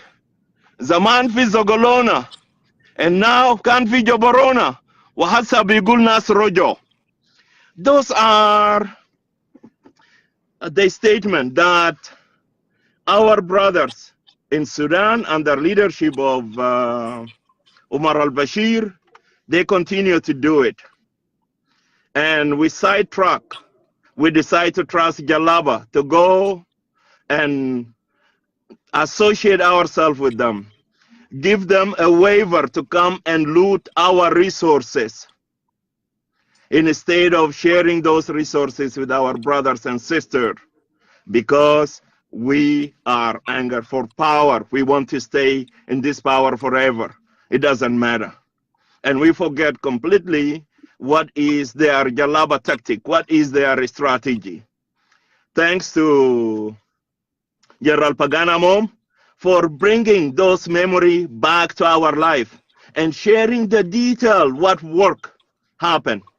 And I keep asking myself, Galada بتاع رئاسة الجمهورية لسلفا كير وقلادة شرف لرياك مشار and then الشماليين التانيين those of national security for Sudan been rewarded fish you know how they have been credited at the same stage. That makes sense now, and those are the little detail our brothers and sisters they need to understand it. They need to open their eyes. They need to open their minds so that to understand what Jalaba is doing. Jalaba is so happy. This peace celebration started in Khartoum. Al-Sudanin احتفلوا قبل الجنوبيين while our people are still in trenches. They are in refugee camp. They are internal displaced. They are in the bushes. They are in refuge country, suffering every single day. You know, I don't have anything to say. Yes, I am a proud member of National Salvation Front, but I don't have anything to say but word of praise and respect to Paganamum. This is a great spirit. This is what we are lacking. And collectively, we have work ahead of us. We have agenda to work collectively with his group as the National Salvation Front to bring a genuine peace to our people. Peace. Thank you, brother. Oh, As citizen. Yeah. Peace that will be justice. Peace that our people will live dignified in their country. Peace that all of us we will feel proud of. It is not about pride of individual, but it is about something that will bring all of us, regardless of your color, regardless of your tribe, your region, or whatever, sexual orientation, all those we push it aside. Let us say we are people of Republic of South Sudan. Somebody with a greed, ما هيشرب لبن ده براو, ما هياكل برتقان ده براو. He will not enjoy it by himself. He will be distracted all the time while he's driving in his V8 في شوارع بتاع جوبا. لو إذا عنده ضمير بشوف عيال بتاعت الأورفن واليتامى لأنه ماشيين جعانين عريانين تعبانين ضميره بيوجعه وعياله شبعانين في بيوت. This is not South Sudan that we want to be proud of. We have to put our hand together, as Brother Pagan said it clearly. Let us put hand in hand. First of all, to identify who is our enemy number one. And our enemy number one is government of Sudan, not people of Sudan. Government of Sudan led by Bashir. This is somebody who killed us. There is a lot of people in your line. I don't have anything to add. Thank you very much for giving me this opportunity to add my voice. Way to go, Pagan. Let us work collectively so that we reclaim our country that will accommodate all of us. Thank you very much, Jongkor. You are doing a fantastic job, and you break a record, over 500 plus viewer today. Way to go, brother. God bless you. Thank you. If Thank you you so have much, a specific question for me, throw it quickly, or otherwise let me get running to go and do my backdoor so that I have to pay my bills. No problem. I don't have any question. Thank you so much. What I wanted to say, we care, we belong together. South Sudan, for all of us, we love it. Thank you, brother. Let me go ahead. Thank him for reciting the national anthem, which is, I doubt it, our president cannot recite it. It is just my joke. I throw it there. Bye-bye. Bye. You have a good day.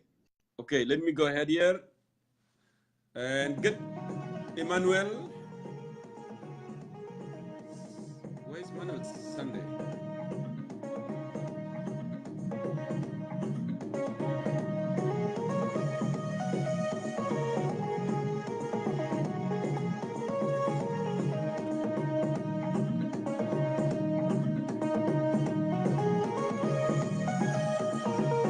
Send me a request, Emmanuel Sunday.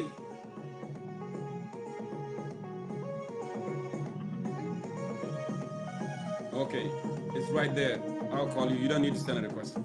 Okay, I'm calling you right now.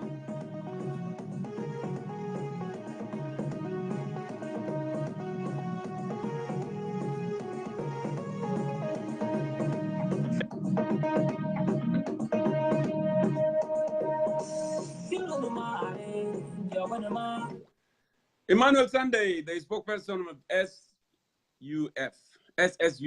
Sir, welcome to Concerned Citizen of South Sudan. You have heard it all from Pagana Mom, and then Brother Kurkuje spoke. What is your intake as well? Thank you very much. Thank you very much. You have to reiterate your point and tell the viewers that we are glad that they are online with us, and they love to hear a few of our comments on matters pertaining the Republic of South Sudan. I hope the network will cooperate, because it looked like you have some issue with the network now. Yes. Continue. Introduce us to the real matters that we should be talking about tonight.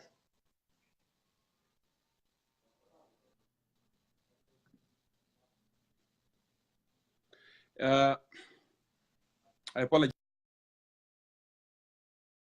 Like the network, I have some issue with him there. We couldn't hear him. Let me try this one more time.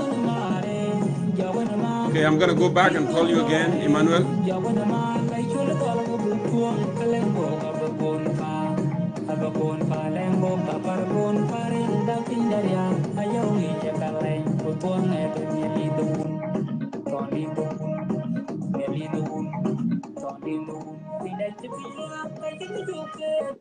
Yes, go ahead, Emmanuel. I hope the network will cooperate, because it looked like, it's not today for you.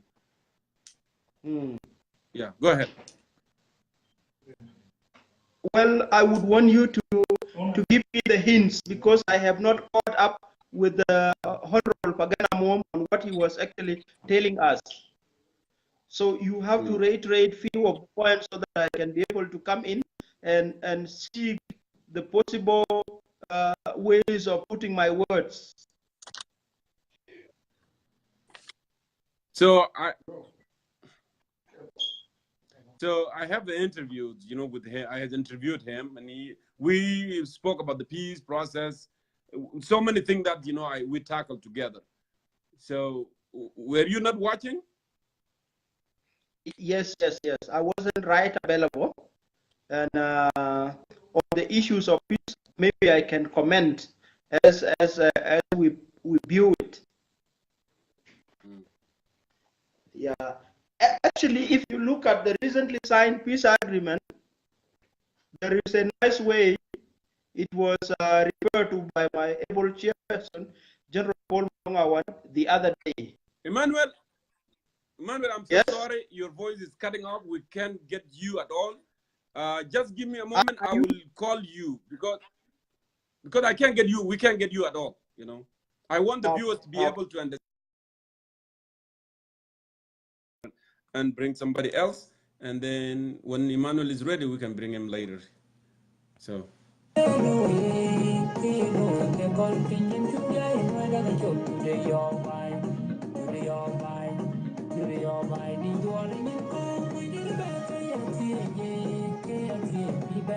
Charles, I'm calling you. Go ahead and answer that, please.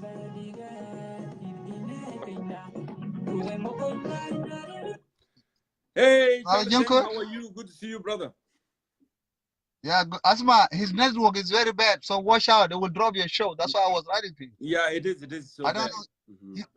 He always have a good network, but what happened today, I'm surprised. So I don't know. Yeah. So, Charles, what is your insight? Well, first of all, let me say thanks to you, brother, for the high profile of the SPLM. Brother Pagan. Well, I wrote some stuff, but I'm going to be a little bit up and down for Pagan a little bit. But he made a lot of good sense. you know. But the first thing what I'm telling you, Pagan never talk like he used to talk. You know, Pagan now he becomes soft in politics. He used to criticize Salva Kiir is doing this, Riek Machar is doing this, and other people doing this, and then he don't criticize himself. But today Pagan is different. So Pagan is on the top of the points, which is good. Now he realized some stuff. You know, he realized that yes, there's a lot of mistake happening in the SPLM. This is what I like. This is good. I see from him. Let me go down from the last question before when he said, when you asked him the last question. I like the way he put it, because and then you ask him, he said we need serious dialogue, and then you say how come? You know, it means Pagan want to put back the original of the SPLM, okay? And he mentioned why we divided. This question is going back to the SPLM leaders, because this is not for the South Sudanese. He said why we're divided. This question going to them, Pagan Amom and the rest of the team, because they're the one who know why they divided. Their division brought the destruction in the country. You know, also, Pagan, he noticed something in 2012. He said there's a serious meeting in Khartoum, you know, in the palace, under Omar Bashir leadership, that how come to destroy the country of the South Sudan. Okay, this was the 2012. Why did they prevent the 2013? This is question going back to Pagara Mom. Because if you discover something, you know, early, 1 year before you're independent, 1 year and a half. So why did they allow this to happen in 2012? And he knows there's something coming. So this thing is going back to them, you know, to the SPLM leadership. Why they allow this, okay? Pagan also talk about the regional interest, okay? He talk about the regional interest. Before, why they divide themselves to the SPLM IO, SPLM FD, SPLM inside, SPLM whatever. You see, this is also is allied to regional, because the regional interests were divided. The IO with the Khartoum, the FD with the Egypt, with the Kenya and Ethiopia, and Salva Kiir with Uganda. So the regional interest also divide the SPLM, and also they are the part of that. Okay, this is from Pagan. But also he made very good thing when he brought about the cooperation agreement. You know, this cooperation agreement, yes, I agree with him, because the cooperation agreement is very good. The first cooperation, and you know their brother Jongkor, the 2012 cooperation, that one is very strong agreement. But the financial agreement here, you know, with the Sudan government right now, which is the oil agreement, is very bad. I agree with it. But let me squeeze it there, brother Jongkor. You see, brother Jongkor, that's what we are saying. We say the SPLM is the problem. SPLM leaders, you know, They are. You know, the SPLM leaders, they are the one who brought all this destruction. They are telling us now we need the vision of Dr. John. Okay, Dr. John died, but okay, the vision, it was inside with them. Why did they avoid it? Why they allowed corruption to come in the country? You know, they're the one who brought all this destruction, brother. But right now, Pagan, they are looking for another way that let us forget about this. That's why they say it is not about Sulfur, it is not about Riek Machar, it's not about him, it's about SPLM vision. The SPLM vision, they want to come back again, and they want to have a serious dialogue. I don't know where it's going to happen, so they can sit and let us forget about the leadership, and let us forget about what, and let them go back to the root. So they are looking for the way, the whole SPLM to come back to the government. You know, Jongkor, I don't mind what agreement was signed, okay? It is, yes, it is bad agreement, but it's also is good agreement. Because we see that the rebellion, they are not helping us. The rebellion, they are not helping our citizens. But the question here at Jongkor, okay? This thing is still going back to the President Kiir. President Kiir, you see, let us don't worry about what Omar Bashir going to take. If President Kiir say, you the Southerners, the all SPLM coming back, let's come back together. Believe me, whatever they give it to Khartoum, they can discancel it anytime they want it, you know. But that one need the input of the all Southern Sudanese, you know, to forget about the hatred, you know, forget about the hatred. This is, we don't want this person in the SPLM, we don't want this person in the SPLM. If they have this kind of the dialogue, that whatever we sign with the Khartoum, 3 billion or 4 billion at Jongkor, believe me or not, it's not going to go anywhere. we can just cancel that agreement. But that one need a good spirit. Good spirit, young, you know? Yeah, this good spirit. Also, he mentioned we lost the West country. Before Pagan say, hey, the Western country is not happy about what is going on in South Sudan. Pagan never said that today. He said we lost. We just lost our cooperation with the West, our cooperation with the part of the Western country. So we see there's a changes language, changes tone from Pagan, which is good. I like that, you know. And also we want this kind of a spirit from Selfa, and we want this kind of spirit from the real Machos who are carrying the gun. They want to liberate the country. So, you know, it is good, Pagan, but, you know, at the end, we want our president, Salva Kiir, to think twice, to bring all these Southerners back. We just need to sit together, Jongkor. I don't worry about agreement. I don't worry about Uganda. I don't worry about Khartoum. I worry about ourselves. If we all the Southerners sit together and forget pointing out who did this and who did this, believe me, we will go back and the country will come back to the state. This is what I can tell you from your show, brother Jongkor. Without no condemning. But at the all, he did well. He did very well on that. And I want him to keep that. You know, Pagani used to be very hard. But right now, Pagani become a leader. So this time, and I hope he can keep that kind of a spirit. And everything will be great. Also, thank you, Charles Deng. hold on, something very funny here. When you ask him about the G10, you see, in America here, they don't say we fired the CEO. They say the CEO is resigning. You know that language. Language is a language of what? Of respect. He said there's two opinions in FD. You know, there's an opinion of agreement and there's an opinion of disagreement. In another way, there's a function in FD. You know, they rebelled themselves. I heard about refraction. And he don't want to use that word. That's why he said, yeah, that's why he said there's two opinions. You know, it's so funny anyway, but they divided. Then our Lord has his own wings.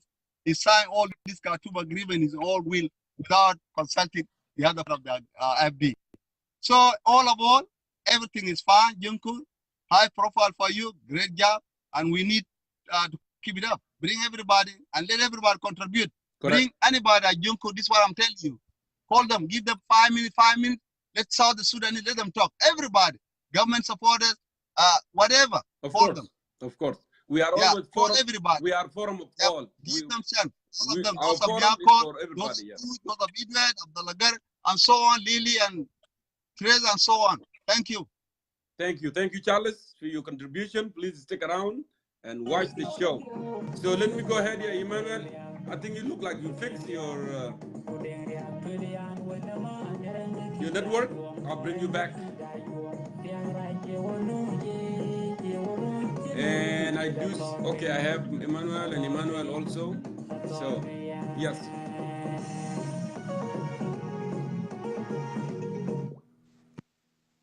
Yep.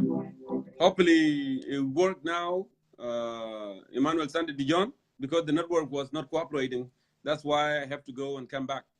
So, do you hear me well, sir? Thank you very much. Yes, thank you very much, Brother Jongkor. I believe now viewers can hear me well. Is that true? Yeah, we can hear you. So our topic of today actually, it said,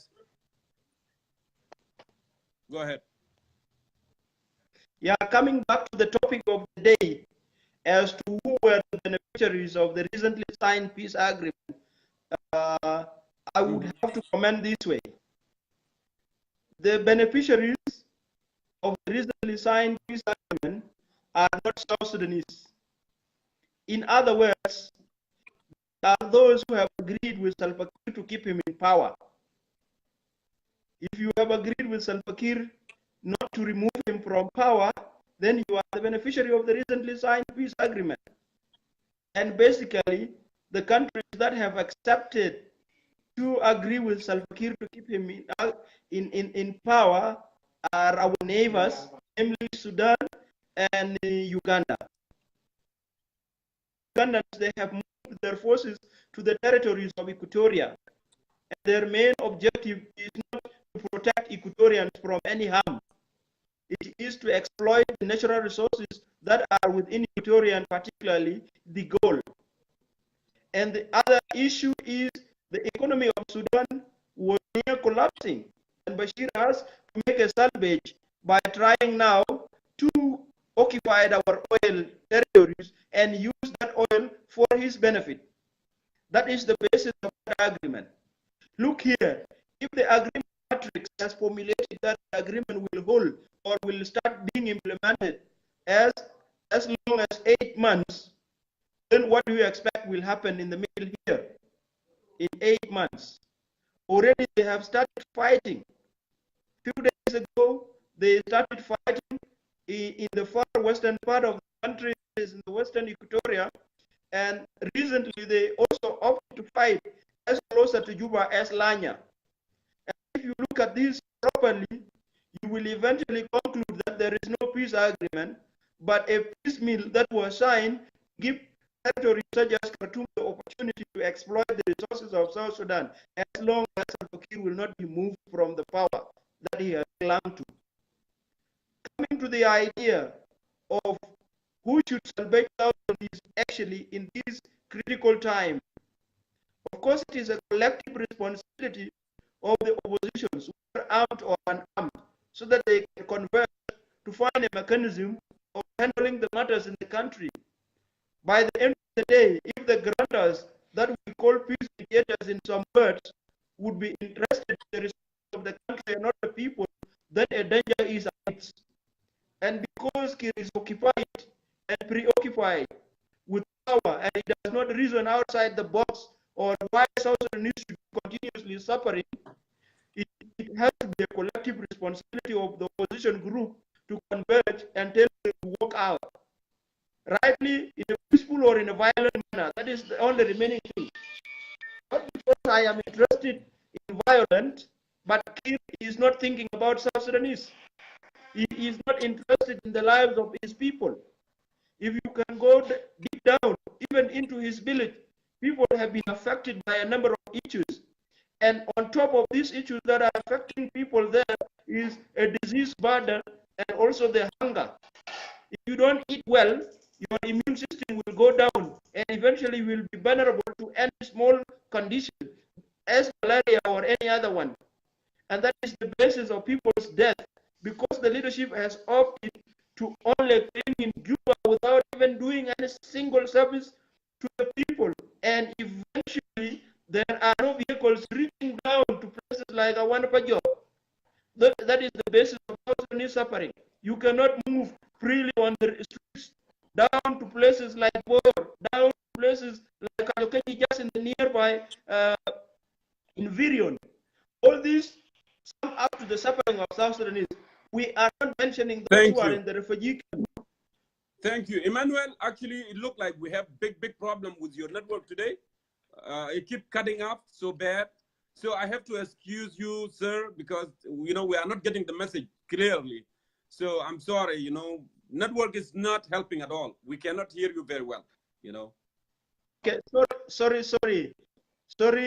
We have no power over the network. Yeah. We have no power over the network. If it is stopping us from communication, then we have no option but to leave it for the next period. Yeah, of course, yeah. Yeah, Brother Jongkor, this sir. issue of South Sudan is not a sensitive matter. We are not supposed to avoid discussing it. We have to discuss it so that we can find a solution for our people. If you have seen, South Sudanese have actually been scattered all over the world. And the good example is Pagana Moment, your good self.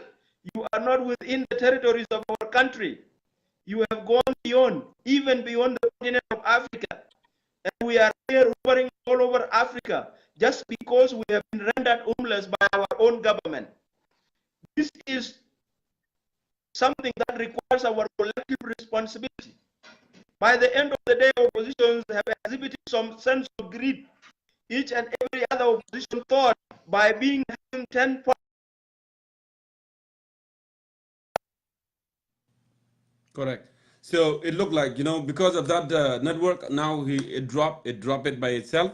So Emmanuel, later, if network, pick up, maybe you may come back and then we can bring you as well. So to get your perspective, let me go ahead here and see who else requests. Yeah, Jamal, send in your request because the time is going by and and then people will say that I did not call them, So let's go ahead. Let me go now for Reverend, Kwan Malwal at this moment.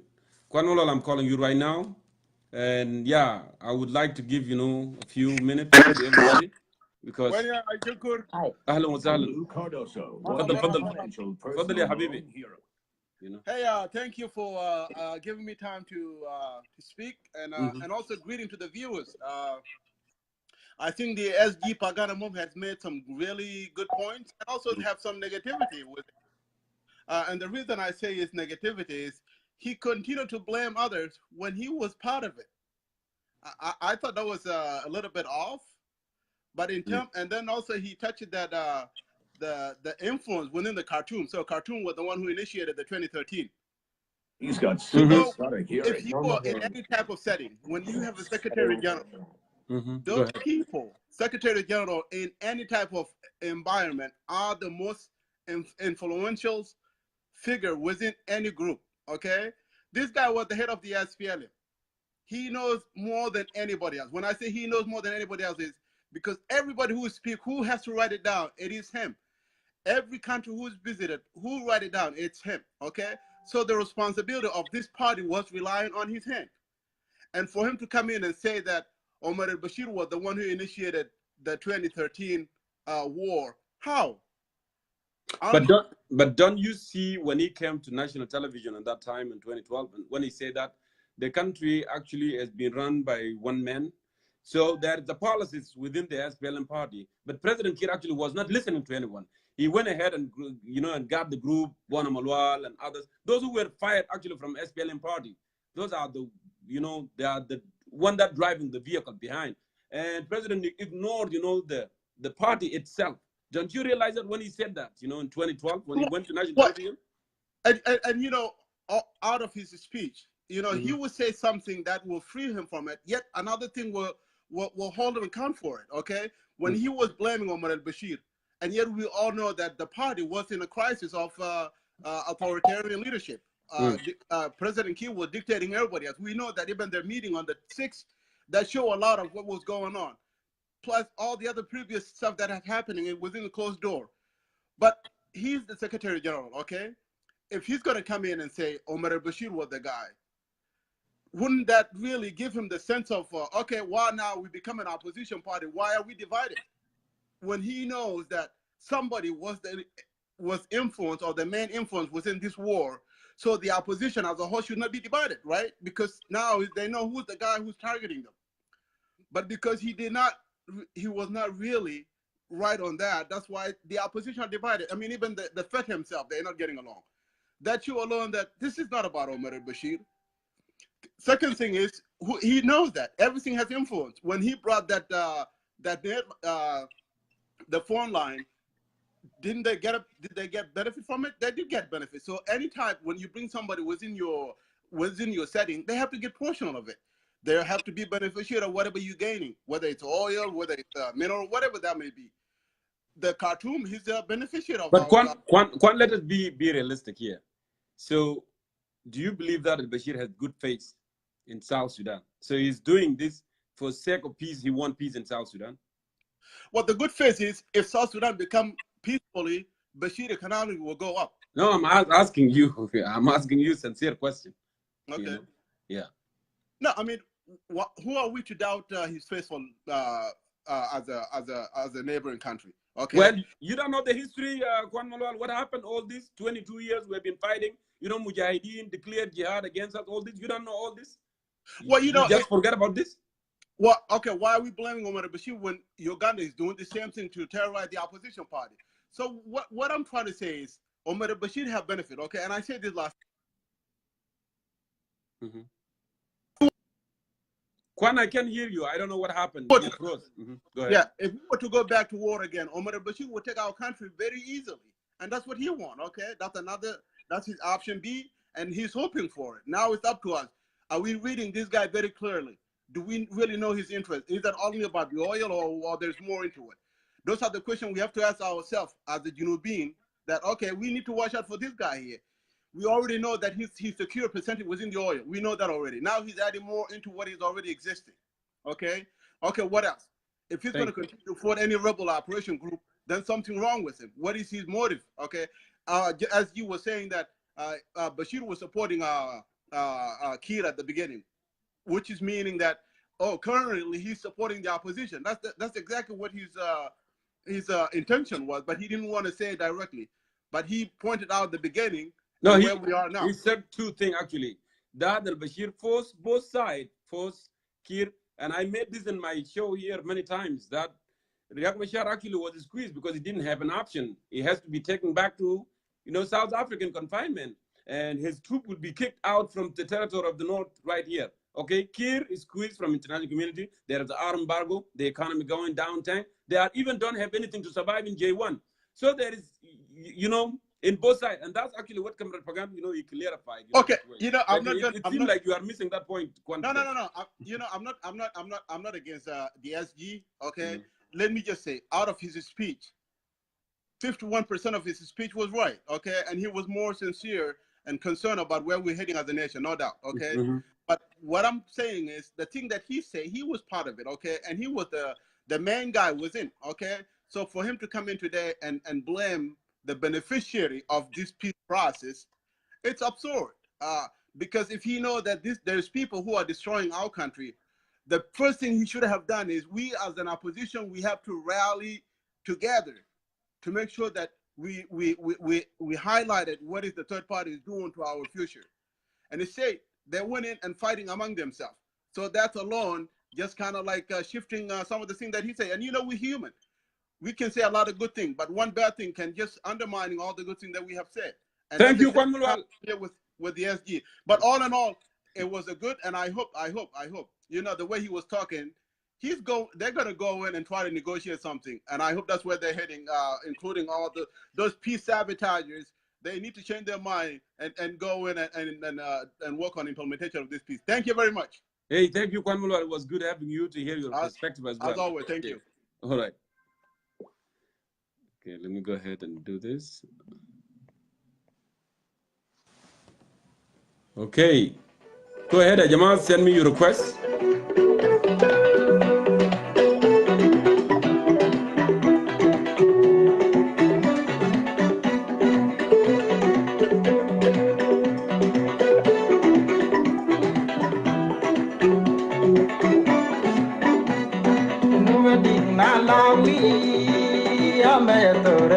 The list is so long. The list is so long.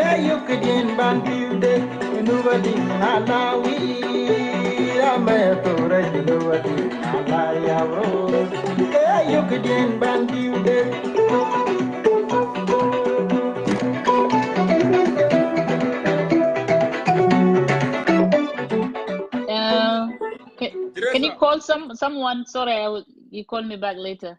I'm just doing something, yeah? About to go somewhere. Okay, no problem. Yeah, thank you. All right, let me go ahead here and check this.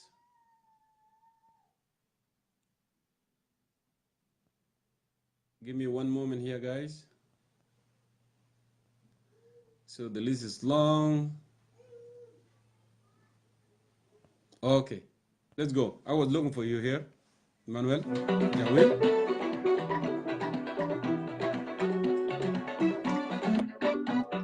All right, Emmanuel Jawin.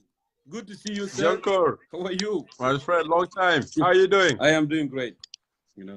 Yeah. So thank you. You have been thank watching. you to be on your show today. You have been watching. You have heard. Comrade Pagan spoke. He clarified a lot of stuff. And yes, most of all, he focused on the unity, which is I love. I want every South Sudanese to focus on unity. This is very important. So, what is your insight, Emmanuel? Well, I've listened to Pagan, not presentation, but his interjection and his articulate way of how he was arguing and putting his point across. I don't differ with him that much, but and he spoke a lot, in terms of what he raised in his statement. But let me confine my intervention or interjection on three things that he mentioned and to amplify them. Yes.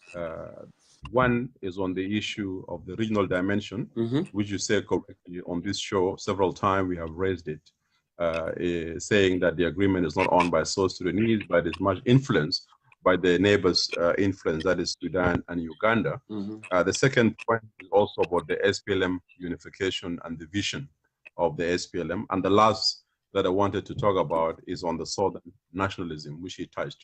So these are the three issues. I would just like to elaborate further on that. Jongkor, as I said before, and Pagan has articulated, many have spoken. The agreement we know that has been signed in August, 12th of September, since it shifted to Khartoum, it was clear that Sudan and Uganda, they have already planned. And the plan was clear in that when we started the revitalization process back in December, 2017, and I was the participant of it all the way until May. It was very inclusive in nature. Debate was transparent. Everybody was there, civil society, political groups, faith-based organizations. Now, when we reached a deadlock in May, the tone of the mediation, and not only the tone, but the terminology, I mean the methodology of it changed. From having an open dialogue, it became that Salva Kiir and Riek Machar will meet and shake hands. This was the beginning to tell you that the peace is no longer an inclusive process. It has been confined to these two gentlemen. Why? Khartoum believe that they have influence over Riek. Uganda do believe they have influence, enormous influence over Kiir. The fact that Uganda has stood with the government since the beginning of the crisis in 2013, Uganda intervened militarily and when the theater of operation, especially in Upper Nile. So these two gentlemen used their pressure to ensure, and the first time also, that the security arrangement, which I know very well, and the understanding issues, we had no issue of oil whatsoever. Oil was not even part of the discussion. It was not even part of the revitalization agenda. It was inserted there for Sudan to ensure that its oil and its economical interests is taken care of. And this is what happened. Uganda not only is interested in gold, we know very well, it's an open secret, that Uganda economy was booming because of South Sudan. And it is, there's a law there, I think 2013, there was a remark by one of the Ugandan officials saying to those university graduates who have just graduated that why are you crying here about jobs? Go to South Sudan. You know, there are jobs there. So our country became a source of revenue for Uganda, almost 400 million a year revenue from South Sudan economy. Uganda economy was even booming a lot because of our resources and the exploitation of our people. Even in Juba, if you go, you know, you find even those who are working in the office, the cleaners are Ugandan. Do we really need a Ugandan to come and clean our offices? You know, so this is the economical interest Uganda has. But what I'm trying to emphasize on, the rest is history to us, is a new call by the head of IGAD's meeting.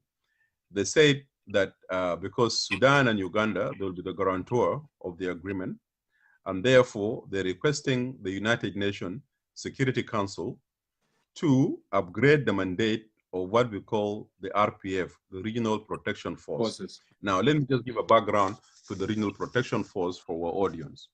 You know, when the crisis started back in July 2016, the J1 infamous incident of the dogfight in J1, the Security Council sat and said that, you know, this situation cannot be allowed to go. That was in August, I think the 12th of August, 2016. Then they adopted a resolution, for those who need reference, Resolution 2304, 2016. Resolution 2304, 2016. That is a resolution that gave mandate to the Regional Protection Force. It had three mandates. One was to protect the logistics and the communication between Juba and between Juba and other part of South Sudan. The second mandate is the protection of the government institutions and facilities inside Juba. The third was the protection of civilian and the UN personnel that are working in the country. These were the three mandates. Now, the emphasis on paragraph 10 of this resolution 2304/2016, it says that the forces that will be composed to have to provide this protection will show impartiality, which means should not be part and parcel of the conflict in the country. Now, when IGAD recently calling for the Sudan and Uganda, whom we know very well that they were in one way, directly or indirectly, part of the war in the country, it is now legalization. It is a legalization, Jongkor, of these Ugandan forces and Sudanese forces to come and occupy our country, literally, you know. So now, that's one point. The second point, Junubin are forgetting, you know, when we talk about sovereignty, is really laughable. You have UNMISS, the United Nations force in South Sudan. They are operating under Chapter 7, okay? UNMISS, with RPF together, their forces are almost 17,000 in South Sudan. And if I'm not wrong, they're more even equipped than the government of South Sudan. Okay, so you could see the trend, and there's no exit strategy. I was working in the UN. When we asked them what is the exit strategy of UNMISS, is the only peacekeeping operation in the whole world, without time frame when they will exit. Okay, there's no exit plan for them. They can stay there indefinitely under Chapter 7. Now, in Congo, which is our neighbor, is not far from us, the UN forces came to Congo since 1960s. Up to today, the UN is still in Congo. Okay? They're still in Congo, and the Congolese are being exploited. Their resources are being looted. And because of even of that, Lumumba lost his life. So South Sudan now is becoming a protectorate of Uganda and Sudan. And this is not going to go away by wishful dreaming. It will require a classic nationalism among our people to rise. They have to rise beyond their narrow political interests and see that our country is under threat. That is one on the issue of regional dimension. Yes. Now, coming to the SPLM, the second point, you know, Jongkor, nobody will doubt, unless they're out of their mind, that SPLM and SPLA, they took the banner that our forefathers in Anyanya 1 that is started. And through the charismatic leader, Dr. John Garang, South Sudan was able to exercise its right of self-determination and get its independence. This is a credit that will go to the SPLM, and nobody will take that credit from the SPLM. Okay? Most of us today were SPLM, yesterday were SPLM members, okay? We were mostly SPLM members in their offices, be it abroad or inside. We were SPLM third cadres in the SPLM, and Pagan was the SG that time, and we all know ourselves in the SPLM. The problem with the SPLM, it started in 2005. Go ahead. There was lack of consultations. And when the second convention was called in Juba in 2008, okay, I was a rapporteur. I was the rapporteur of the cluster for the foreign relations. What does that mean? Tell our viewers, rapporteur. Rapporteur, basically, what happened when the convention was being convened, before it's been convened in Juba, the SPLM secretariat divided people into different sections. You have the economical section, you have the educational section, you have the foreign affairs section. So each and every group will come up with their policy. This is the policy that will be taken to be debated in the convention. Correct. Okay. So when I said I was the rapporteur, I was the one who's like the secretary general literally of the foreign relations, because we're trying to write the foreign policy that SPLM should adopt within a united Sudan at that time. Deng Alor was the Minister of Foreign Affairs. So I was the one who was coordinating between us. And we had also those of Mansour Khalid. But what I'm trying to say was this.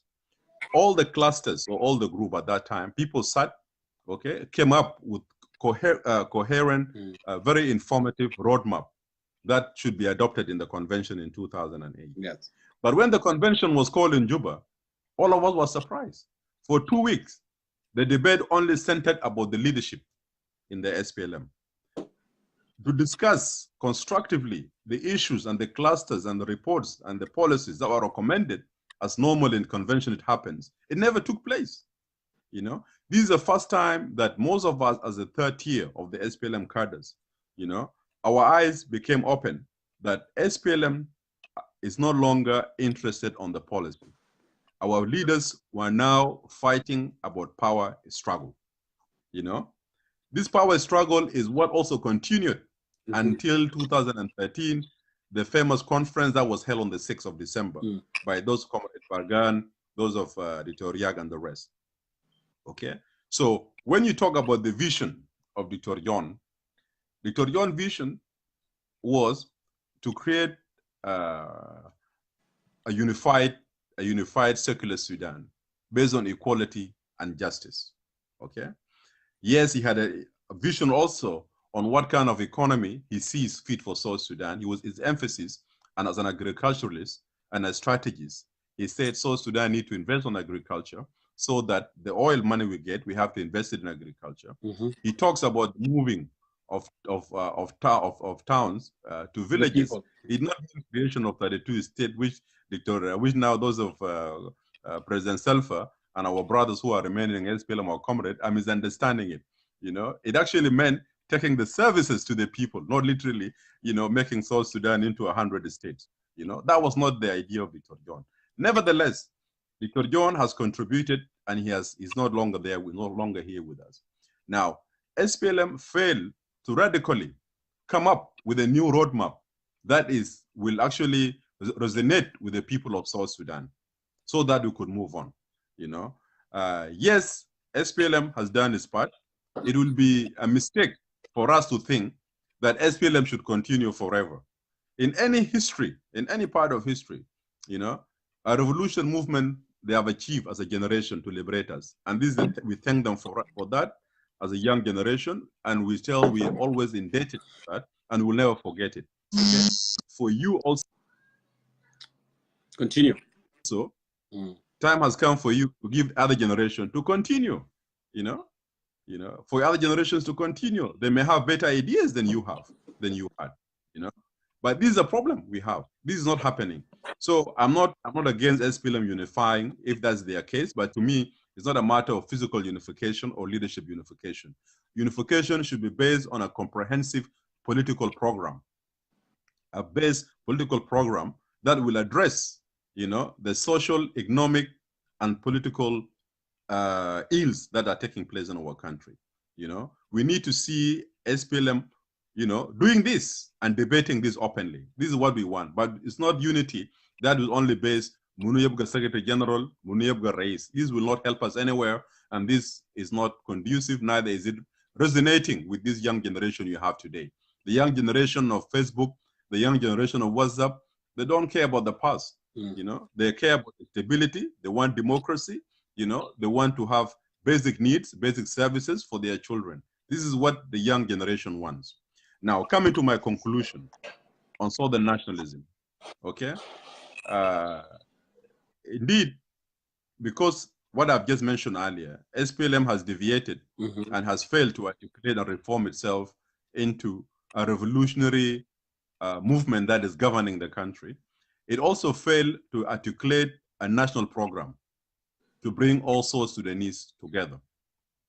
If you see your show or any other shows, okay, you could see a clear dichotomy, a clear division between so-called Equatoria, so-called Barghazal, so-called Upper Nile, okay?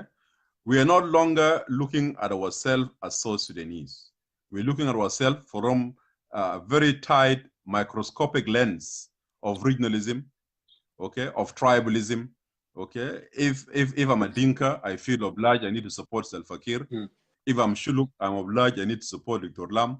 If I'm Nuer, I'm obliged, I need to support Riek Machar. If I'm Equatorian, I have to, you know, to support Thomas Cirillo. And this is the sickness. This is the sickness our generation is inheriting. Okay? And this will not bring peace in our country. This will kill even Southern nationalism. Because what does nationalism mean? Okay? It means, yes, it's good to be proud to be a Shuluk, to be a Dinka, to be a Bare, to be a whatever Mundari. It's proud to be who you are, where you come from. There's no problem. The problem becomes when you think, as Pagan has said, that you want to create a Dinkanization of South Sudan, a Shulukanization of South Sudan, Nuerization, Zandization of South Sudan. And that's the problem we have, you know. But if you're proud of who you are and keep it, your pride to your cultural heritage, you know, nobody has a problem with this, okay? We also need to encourage, you know, to speak the language that, look, you know, we are all South Sudanese. Yeah. I listen to Dinka music and people will get surprised. Why do you listen to Dinka music? I said, well, you know, apart from that, I listen to Dinka, I understand Dinka, you know, I can speak it. You know, I love their music. I love the newer music, you know. I love the, you know, Bare music, for example. I love the Latuka dance, you know. They are my people. You feel you're proud of when you see them. Correct. This is what to install in our mind. But if there are people with naivety, and I say this, people who are naive in their outlook, and they cannot go on the nose of tribalism, and they think that my tribe has to rule South Sudan, it will never happen. Because simply, there's no tribe in South Sudan that is 50%. Mafi. Mafi can be 50% for South Sudan. South Sudan, ma Rwanda, where you have the Hutus who are 85%. Okay? South Sudan, Allah Khalao, Vino Mafuzol, majority which can be 50%. So, if I stand for election today, you need the Equatorians to vote for you. You need the Bargazel to vote for you. Cross the the same eye. thing with you, Jongkor. You have to cross the eye. It will go to presidency bukra fi Junub. Inte muhtaji ala Nil, muhtaji ba al-istiwaiya. This is correct. This is the essence of the issue, that we need to create nationalism among ourselves. We need to love ourselves as one people, and let us stop. Dr. Lam, Salva Kiir, Young Machar, name it. Even Emmanuel, even Jongkor. We're not going to be here in 1,000 years. Okay, we will go, but Junub will remain. Yes. South Sudan will remain. Okay, so let us leave a generation that will be proud that our ancestors, like the American, they are proud of their forefathers. They put a constitution that will make sure there's no tyrant that will come and rule the United States. Yes. Okay? They put a constitution that does not take care of individual interests, but a constitution that is based on infinity, on democracy. This is what we need in South Sudan. And let us avoid the language of tribalism and division. Thank you, brother. Emmanuel Ajawin. Kalam Samim, thank you so much for your perspective, brother. And internet is so fabulous.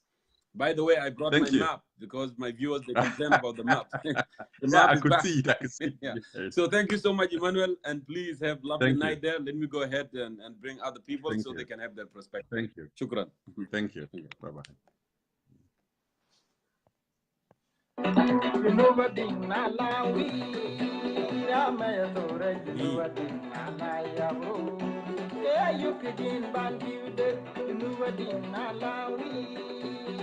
So, let me go ahead here. Some people to request it. It's been a long time for them. Let me go ahead and the list goes on and on. I'm calling you Ajak Abiem, I believe so.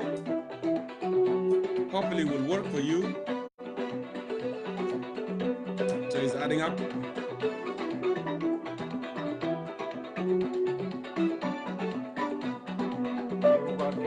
So it's not going through. Let me go next person here.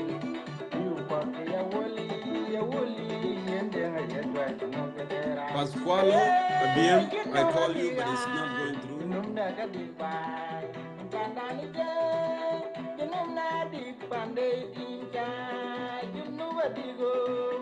Okay, Francis Malwal, I'm going to go ahead and call you now. Yeah, Jama, I will call you, just give me, you know. So, Francis, good to see you. Yeah, good afternoon. أخبارك يا دكتور؟ والله تمام الحمد لله. كيف انت؟ ان شاء الله كويس. I am doing very well. So, in Samata, you listen to everything. Now, we need your perspective, Dr. Francis. Yeah, actually, thank you so much, Brother Jongkor, and thank you for the SG is one of the high-profile politicians actually who decide, to interact with the young generation, the generation of Facebook Live. And thank you also for the viewer. The guy is First still of young all, too. He's just 50s. he look very young today. Actually, Of course. he's bald. Okay, go ahead.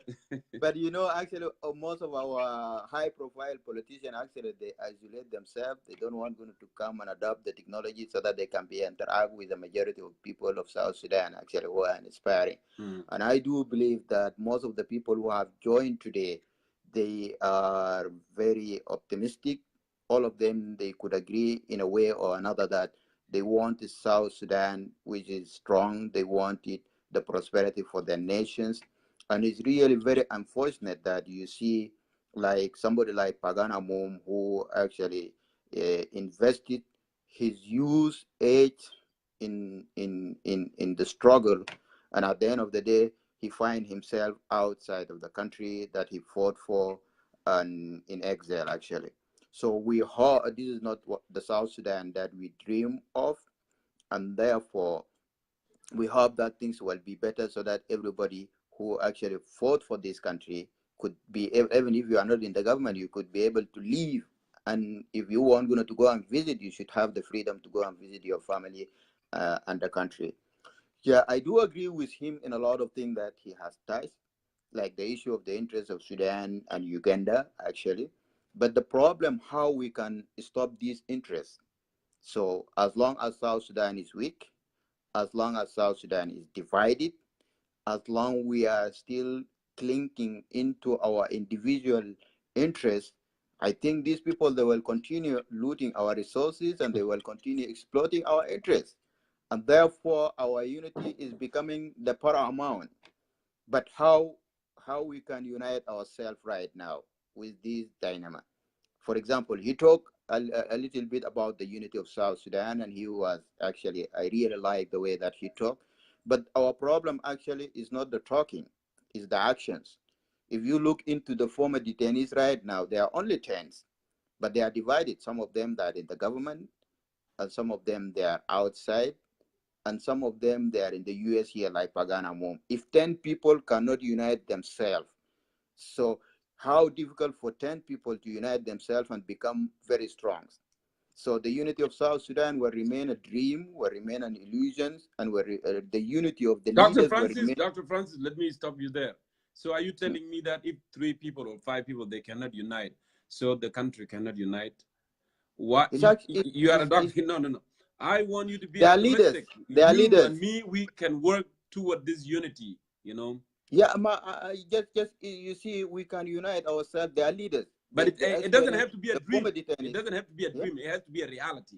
But when you're saying that unity of South Sudan can be a dream, I don't like that statement. The unity of the leaders, okay, of our leaders, they will become dream actually, because the former detainees, they are leaders. They are not individual people. So since they cannot unite, it's become very difficult to unite them with Lamakol. It's become difficult to unite them with React Camp, and it's become very difficult to unite them with the other group actually.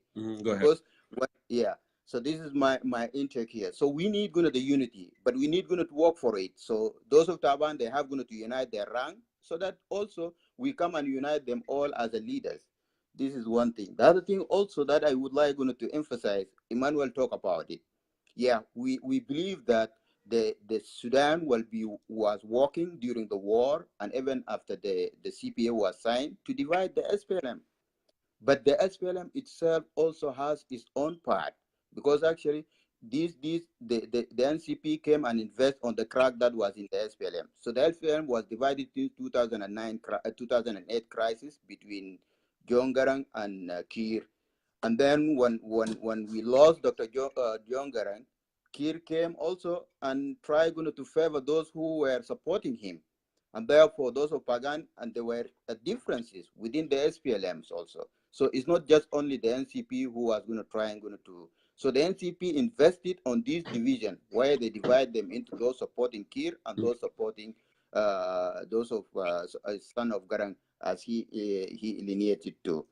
So the other thing also that we need to talk about it here is the issue of unity. The unity is very important. For us going to unite, we need going to acknowledge that we have going to become a nationalism. And me, I've been calling for the South Sudan nationalism, where the state of all of us going to come together and live in peace and harmony with regard to our tribal. But still, there is some people who are insisting, like you right now, they don't look at you, Jongkor, as a nationalist. The only thing that they look at you, they look at the background, where you hail from.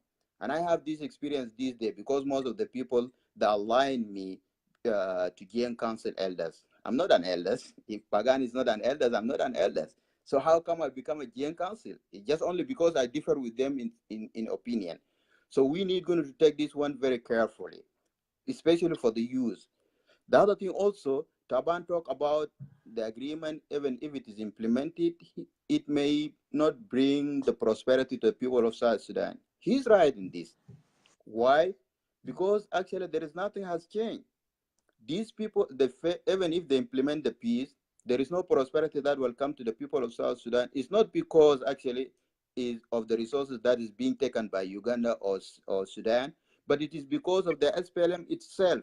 Because the SPLM does not have the capacity to make a development. And we have seen it since 2005 up to 2013. There is no water in Juba. There is no road. There is no any health facility that is being constructed. So it is the same people right now who are in the government. So what do you expect from them? There is nothing. There is no development that would happen in this regard. So basically, we need going to match our word with our actions if we want exactly the unity of the people of South Sudan to be materialized. Unless it become a dream. If we are not doing actions, it's just talking, it will become a dream. But the dream also is good. If you work for it hard, it can be materialized, because the independence of South Sudan was a dream one day and it's become a reality. And it is because actually we work for it. So we need going to be more proactive in translating things into Thank you. action rather than talking. Thank you. Thank you so much, Dr. Francis, for your perspective. Please stick around. We may come back if you see any point that you wanted to elaborate more. So let me go ahead and call those. And by the way, I don't know why the women are not calling in. You know, this forum is not just only for guys, you know, for all of us. And I don't see them here, you know, requesting or sending a request. I have a long list. And this long list, actually, they are all, you know, men, which is, you know, I don't understand, you know. So you are part of this. Nobody should be excluded. So let me go ahead here and bring this fellow. Can move forward. I saw your request, Nuri. Don't worry, you know, I'll bring you. Let me go ahead now and bring the neurologist, Tongjang, and then you can Hello. Tongjang? Hello. Hey, hello. How you doing, man? Good to Very see you. good. How are you? I'm sorry you waited for long, but you know what? Yeah, I have a long list. So go ahead. Yeah, what I'm going to make here is very simple. I greet you and greet all audience, and also I greet General Pagana Mom. Mm-hmm. What I want to say here, there is nothing very much to be said here. I said two things are a problem of South Sudan: dictatorship, tribalism, and West and East fighting over the oil. West and East is the stupidity of leadership of South Sudan. And so sad in our country, it's very easy to blame Pagana Mom. And if you say something about Yak Machar, or where they will hang you in the broad daylight. If you say anything about Kir, all Dinka will hang you in the broad daylight.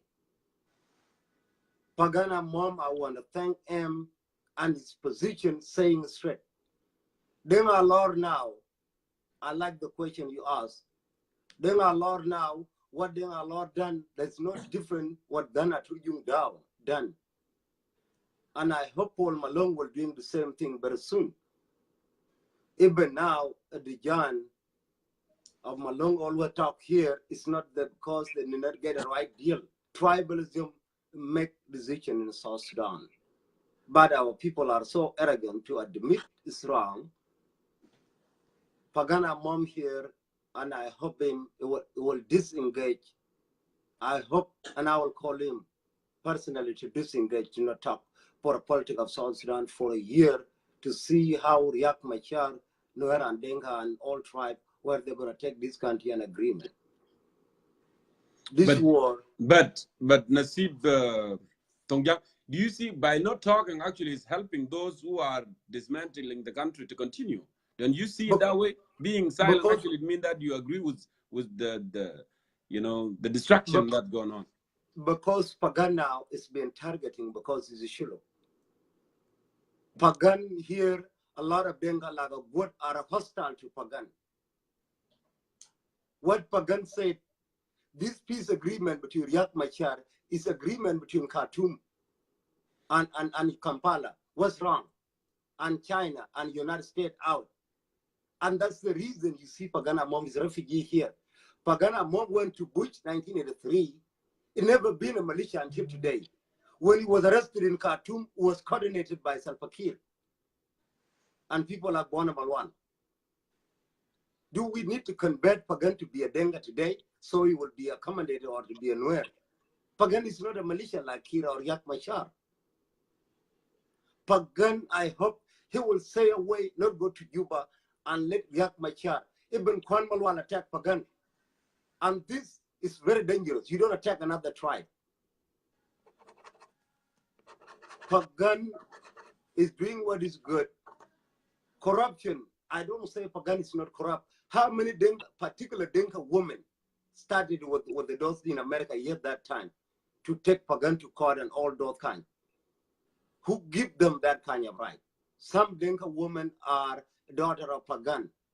But guess what? They go for what Salva Kiir said. And now you're going to see Equatoria, they're going to go with Thomas Cirillo. And Chile going to go for Lama Kola and everybody.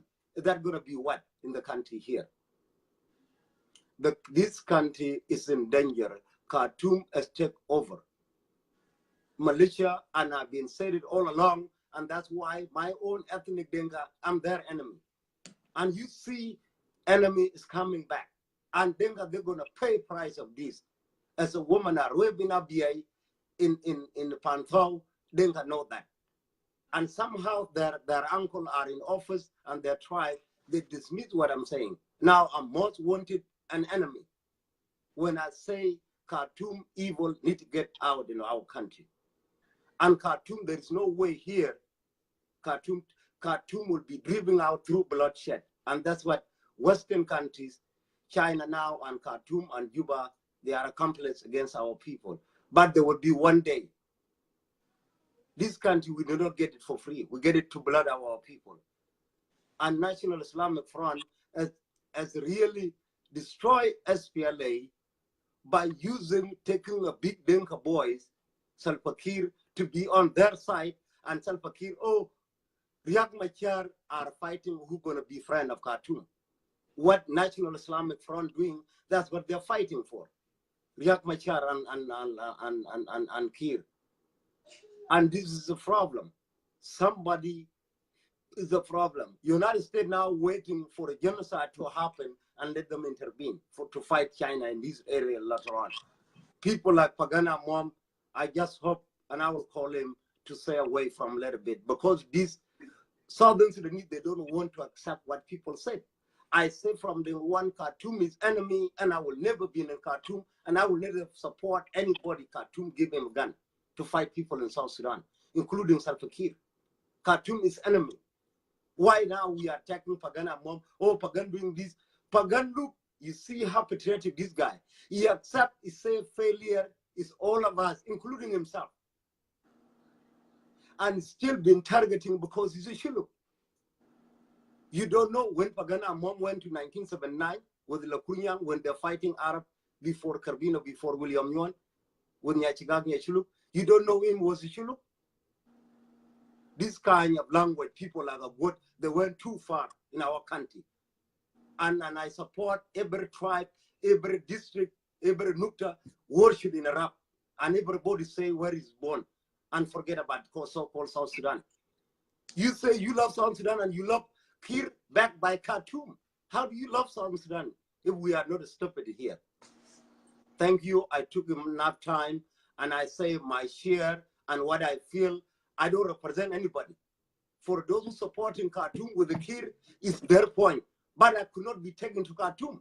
I went to Bush and I take a gun and I'm against Khartoum, and it's my right. I don't tell you don't do that. Let we agreement of Yak Machar. Then Allah now defect and go to Denga Kingdom. And that's why he's a Ben Pagan. I like respond to Pagana mom. Died with your dignity and be man of principle like myself. Anybody work with Khartoum is enemy, and we will destroy them. And I will kill them one by one day. Thank you so much. Right. I don't represent South Sudanese. Thank you. Thank you for picking up your mind. Nasib Tongjang, it was good to have you. You know what? We can agree to disagree. Thank you so much, and please stick around. Let me go ahead here and see who is next. I have so long list.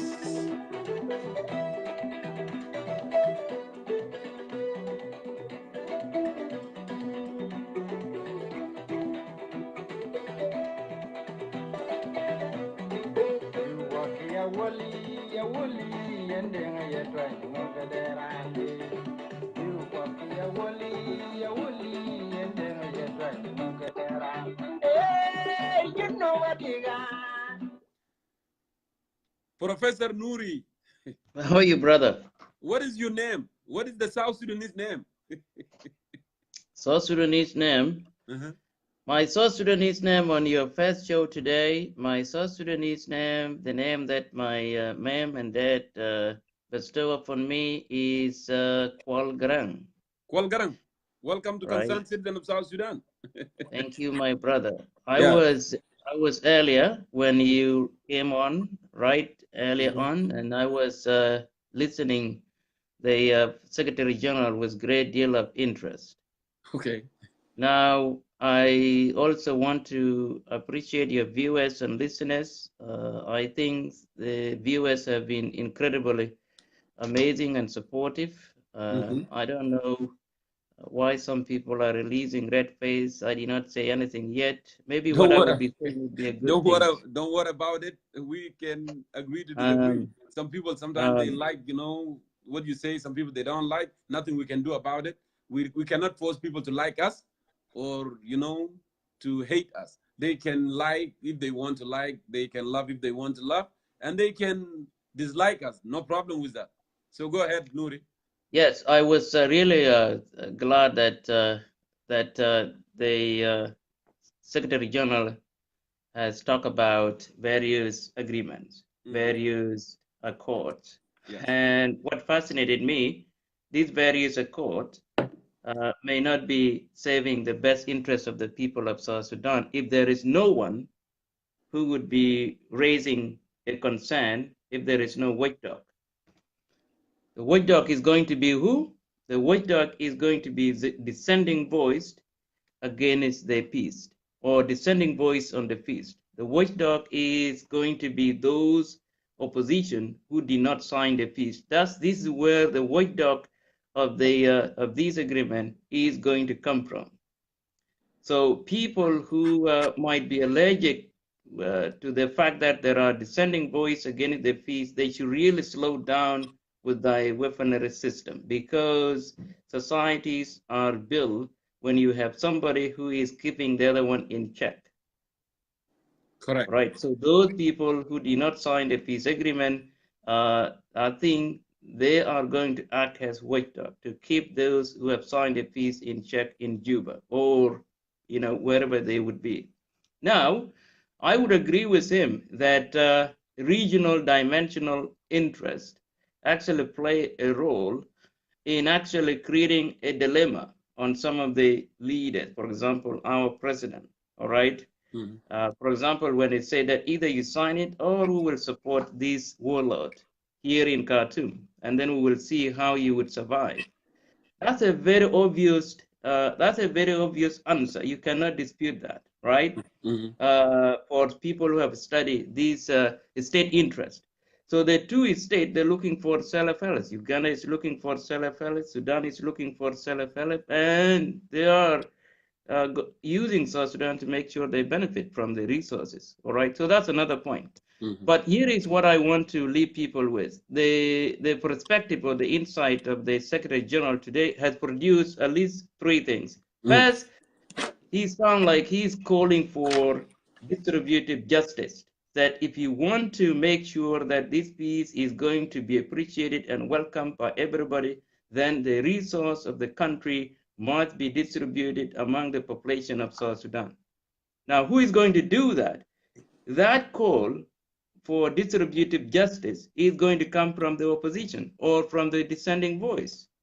So this is where the dissenting voice should really pick this concept of distributive justice and really put the pressure on those people who have actually signed peace and say, your priority now is actually not Uganda, not Sudan, but the people of South Sudan, if you really care about this peace per se.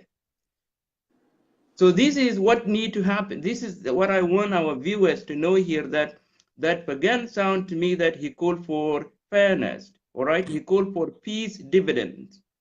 But a peace dividend that he called for, he said this peace dividend, it should not prioritize the state, that is Uganda and that is Sudan, but it should prioritize the people of South Sudan so that we can have stability and security and development in the country. So he actually titled Peace and Development. All right, if you want to have peace, but development should also be happening within the Republic of South Sudan as well. Correct. So people who are disagreeing, you have a point there. The other thing too, he mentioned, he sound very concerned about human rights. All right, human right violation that may be continuing because of war. All right, that if you really care about the people of South Sudan, yes, the peace is good, but can you also make sure this peace work to make sure you stop human right violation from happening within the country? That's how it sounded to me, right? Yes. Now, the other thing too he mentioned is that there is incidental inequality that is happening now in the country, incidental inequality that is happening because of this war, that some people, they are actually benefiting immensely because of this war, and it is creating a very shocking inequality, all right?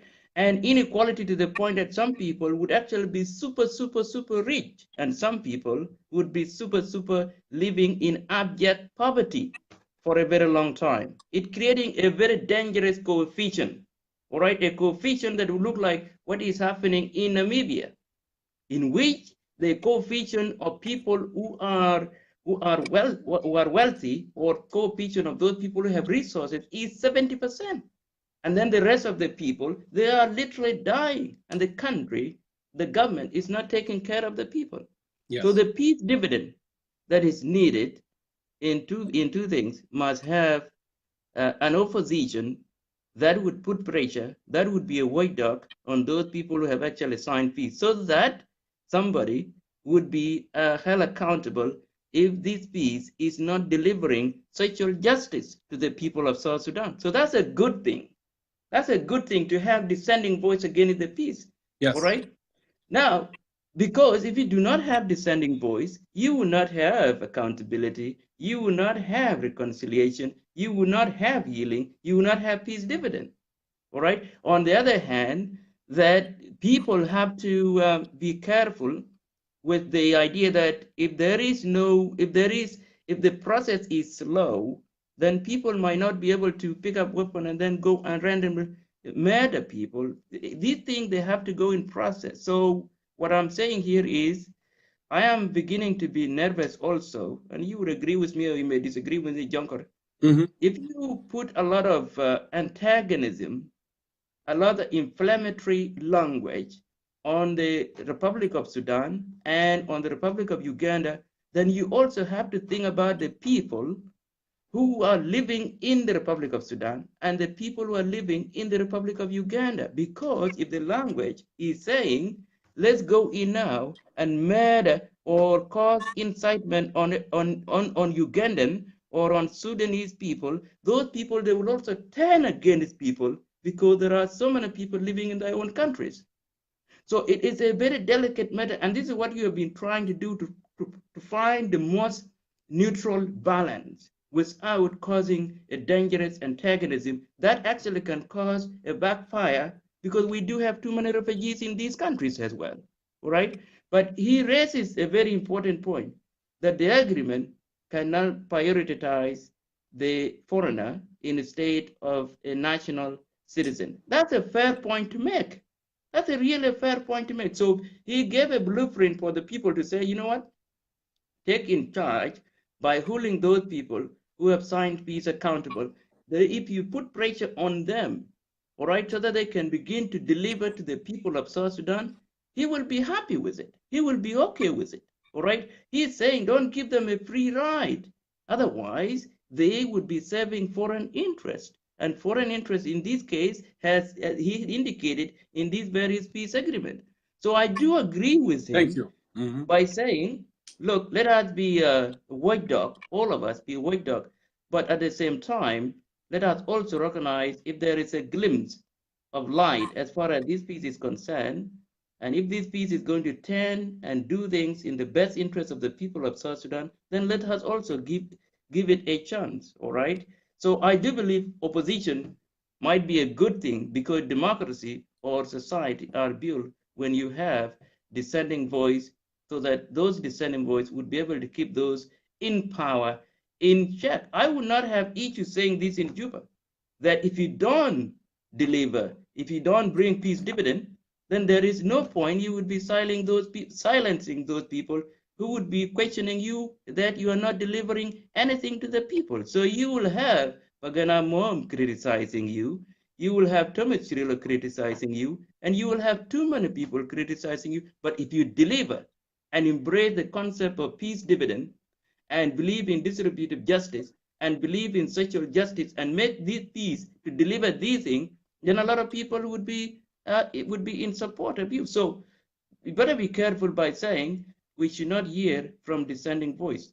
I would be really nervous if someone is saying that. And again, he has shown a very interesting way that if you were confused how to get involved to make South Sudan a better society, if you were confused, here is what I'm telling you. You have to identify the biggest enemy.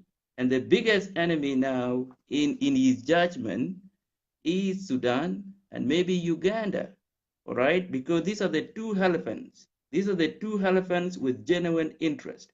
And the grass is the Republic of South Sudan. Now, when the two elephants are fighting or when they make love, everyone else suffer. So who is going to suffer? Because they seem to be making love now. Uganda and Sudan, they seem to be cooperating. So who is going to suffer? The South Sudan is going to suffer. And it's not just South Sudan, the people of South Sudan would suffer. So having dissenting voice might be a good thing. But let us focus on this concept. Thank you. Thank you, Nouri. You know, Al-Maruf, Kwal Garang, we hear it from you today. Thank you so much, Professor Nouri, for coming on and having your perspective. But well, I want to give opportunity to other people because they have been waiting for so long. Thank you, brother. Thank you. Okay, let me move ahead here.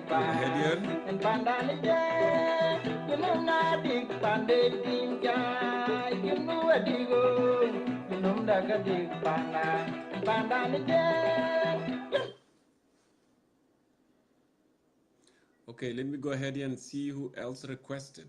The list goes on and on. Teresa, I wanted to bring you actually because I don't want the time to cut me off. So I'm going to go ahead and call you right now. Please go ahead and answer that, Teresa. So, welcome to Concerned Citizen of South Sudan, Kiaser Neo. Ahlan wa sahlan, lungasir liyo. Good to see you. Mongagalo. Angay. Mongagalo, yes. Aroko. So many beautiful languages, beautiful music in our country. So now, Pagana Mom, Itkalam, and others. So what is your perspective, Teresa? First of all, I want to thank you as usual. I need to salute you that for keeping it real for the people of South Sudan. And second, I want to greet all the people of South Sudan here because they have chosen actually to follow your show because the show people are benefiting from it, and I'm one of the people who always benefit from this show. And the other thing, I want to also salute General Pagana Mom because he actually spoke well. He articulated everything the way it is. If we go to the topic itself, احنا نتكلم في التوبيك ذاته. Who are the نخليه beneficiaries? بعربي. أيوة هو the beneficiaries of this. أنا داير نقول بعربي عشان كان يوصل لناس عمر بشير ذاته. اوكي تفضل. المستفيدين في الاتفاقية ده هم يوغندا أولا والخرطوم،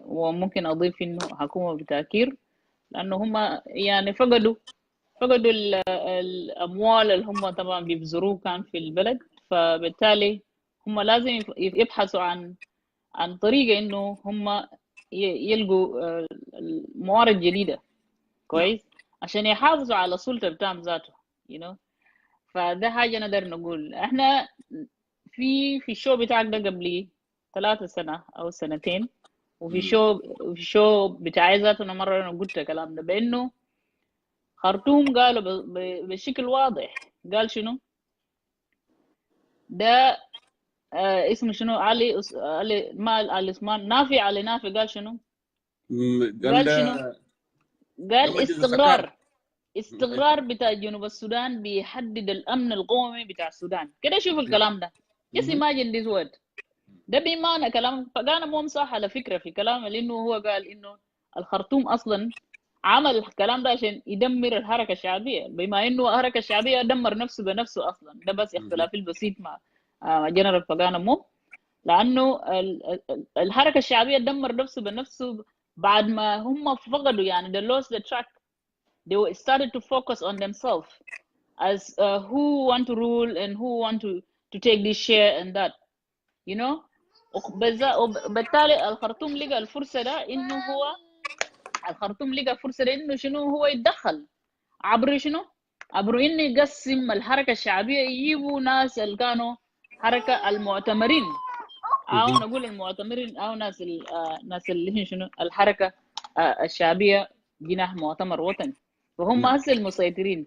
فالناس الحركة الشعبية نفسهم اللي هم زي ناس باغان وناس مجانا قود وكثيرين أصبحوا خارج اللعبة السياسية. فبالتالي إنه مخطط بتاع المؤتمر الوطني لتدمير جنوب السودان ده واقع إحنا ما ممكن ننكره is there, but we should not forget that as people of South Sudan, especially the leaders who they are actually the one who actually started this issue. ده كلام أنا داير نقوله.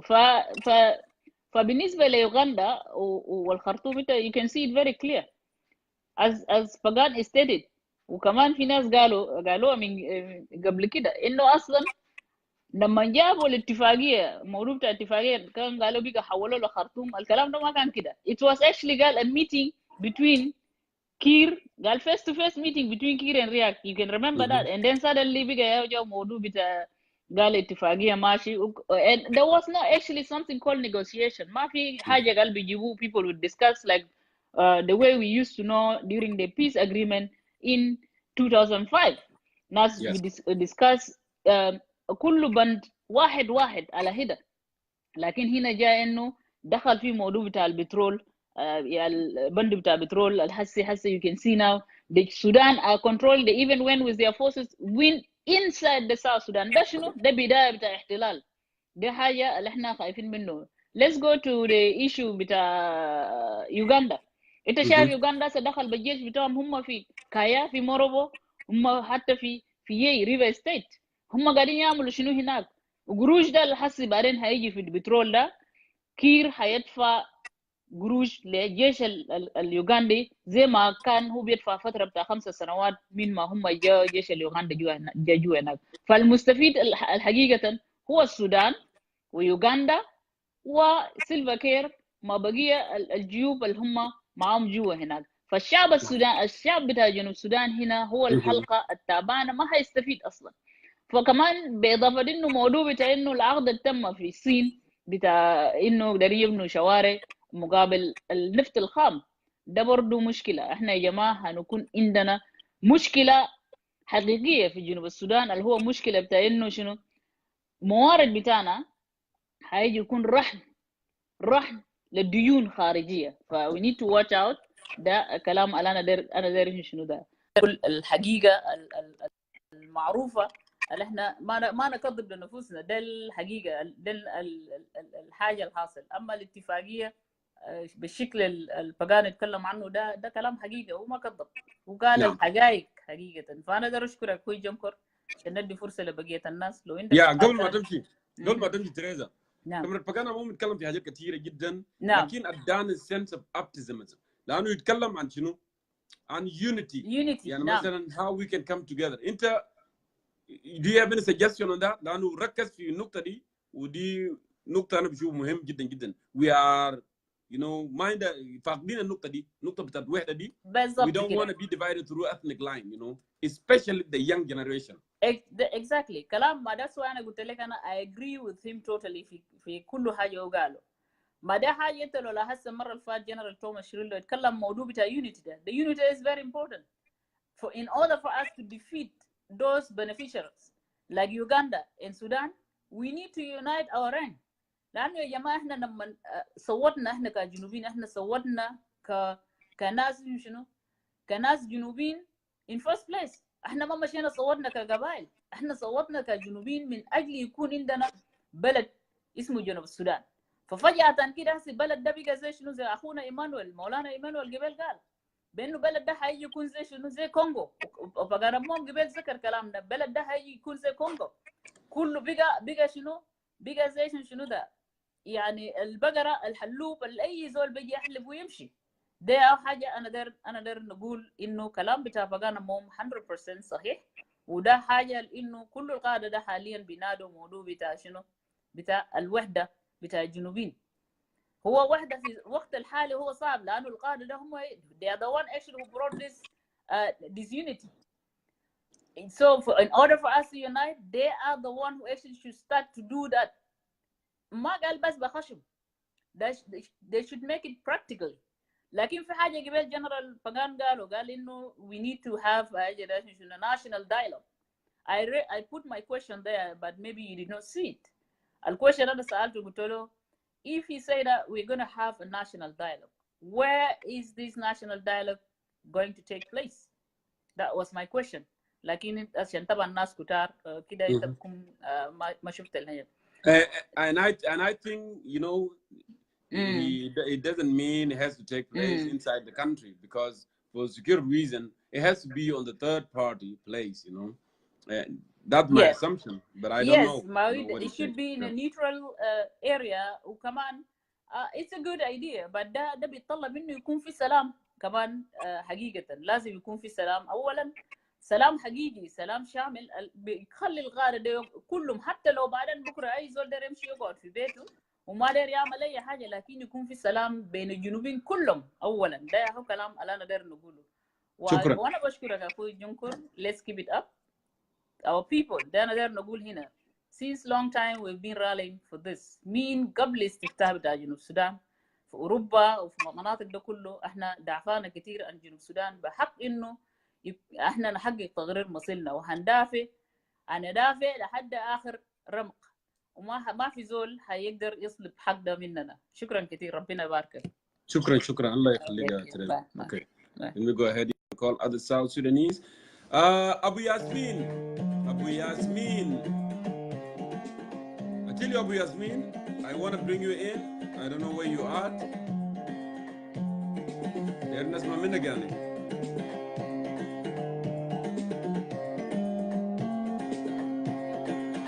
Please send me a request, Atilio.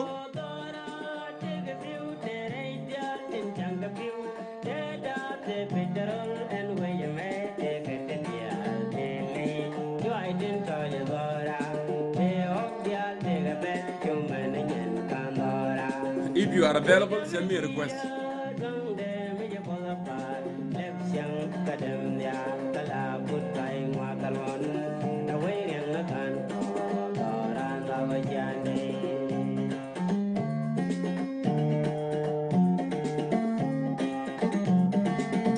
Okay, I'm gonna go to this list now.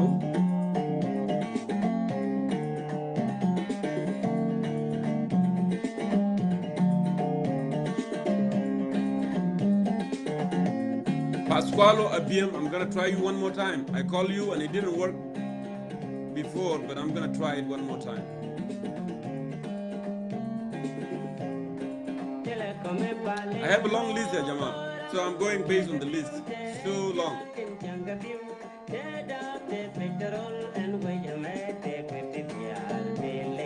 Yes, I see that, Lily, but you didn't send any request either, you know. Because if you send in a request, of course, you know. So Pasquale is not answering. So let me go back here.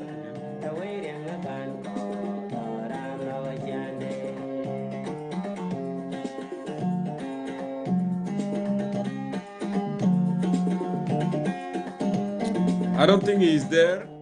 Okay, let me call Garang. Garang Ajit, I know you waited a long time. I'm calling you right now. It's really, really early morning in Australia. I don't know how you're going to deal with that, brother. But if you are awake, go ahead and answer that.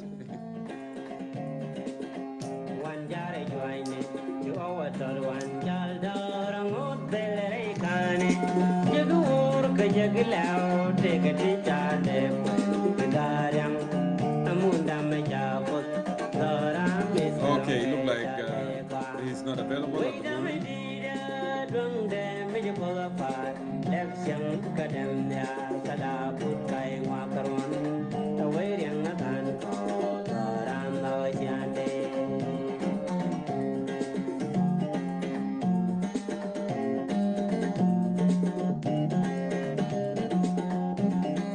I'm calling you right now. Go ahead and answer that.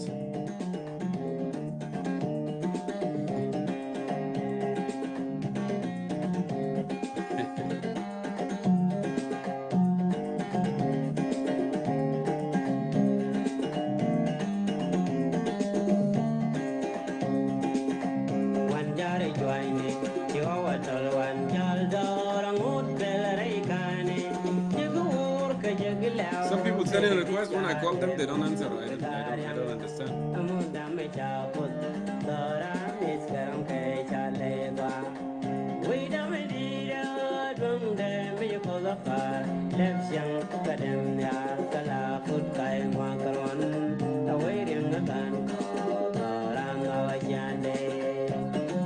So, Mayol, I'm calling you right now.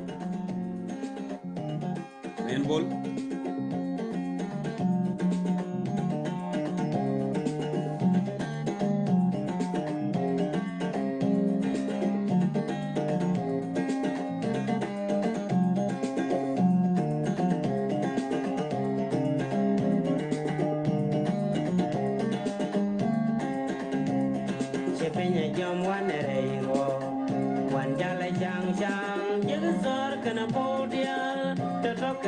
Let me try you, deal, Mayol.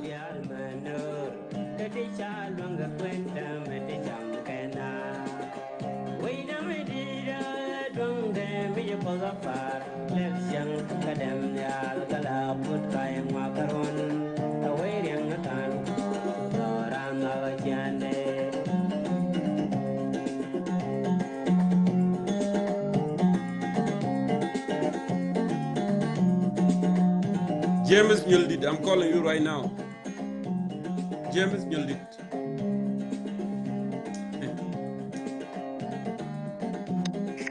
Brother Jongkor. Yeah, can you please sit and settle? It's For good me? to see you. Can you sit and settle? You couldn't see me?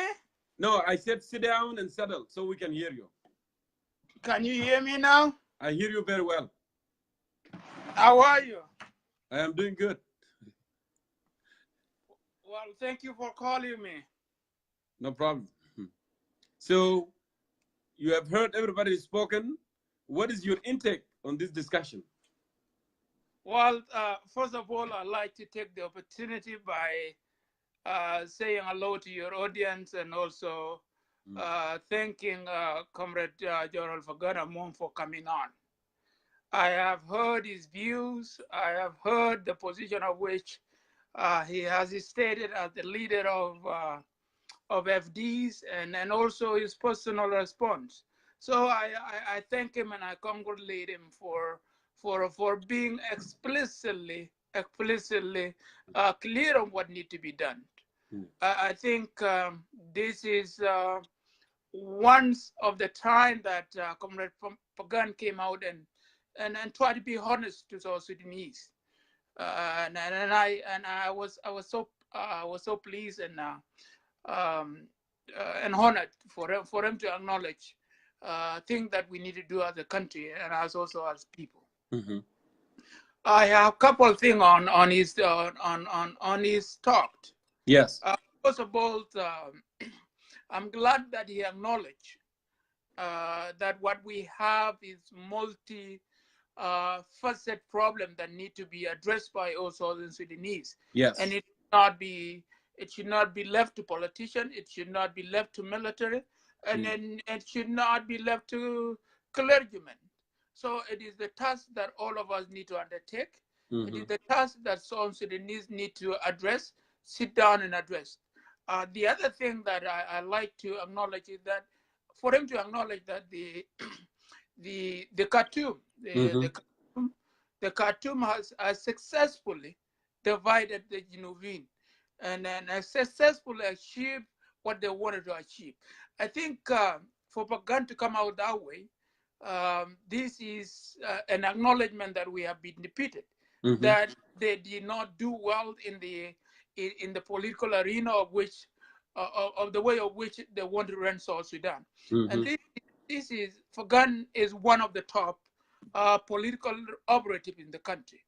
Yes. And for him to come out and say Khartoum has successfully defeated our land, successfully is able to divide and achieve what they want to achieve. This is a big thing. And we just need to sit back and think how we can retain, how we can reorganize, and also be able to come to our senses and do things for ourselves. Those fronts, I think, I like to thank Pagan for that. The other thing that I also like to comment on his talk is that him as a leader of political detainees, I think his position is very clear for the way forward, that we need to have a national dialogue. A national dialogue need to happen.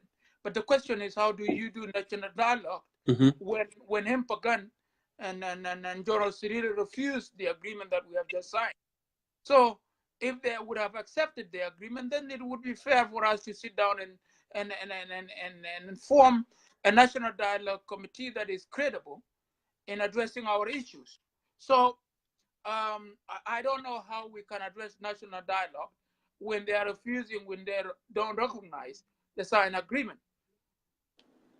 Well, the thing is, he already mentioned why, the agreement was, they were not part of it, because there's a lot of root cause of the problem has not been addressed.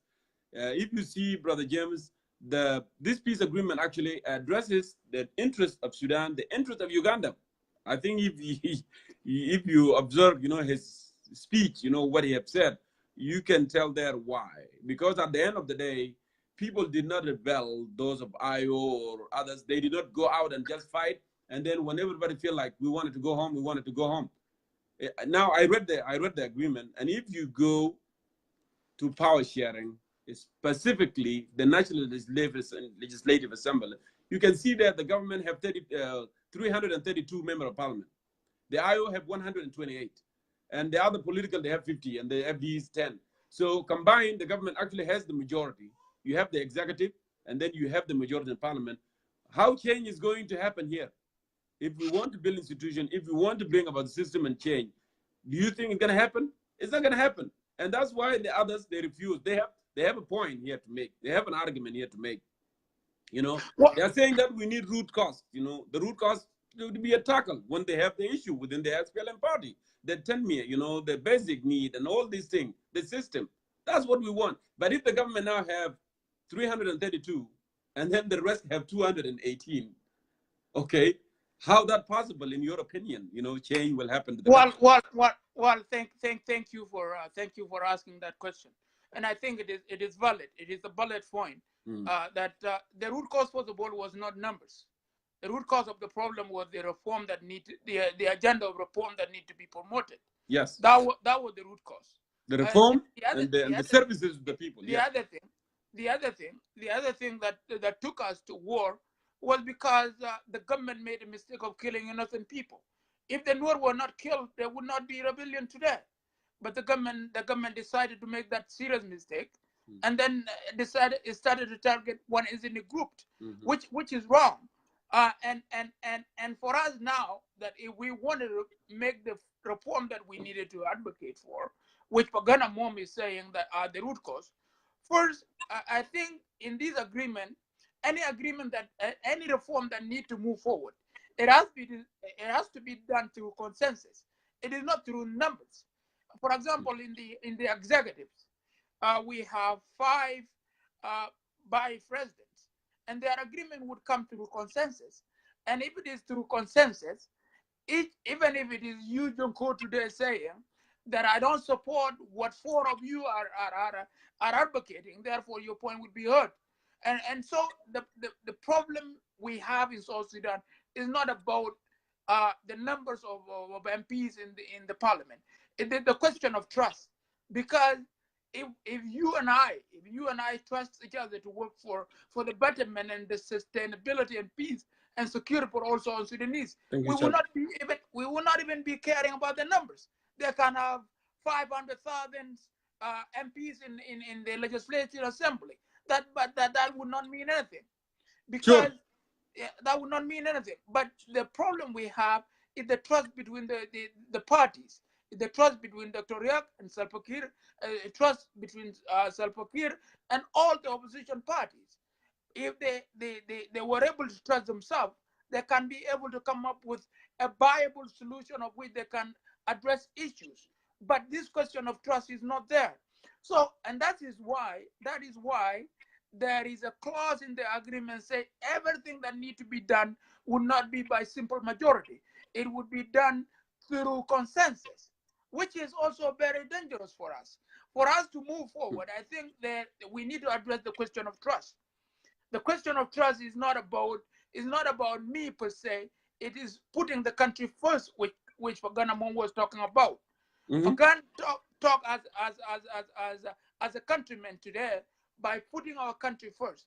And the other thing that Pagan mentioned is that this war was planned by Khartoum in 2012.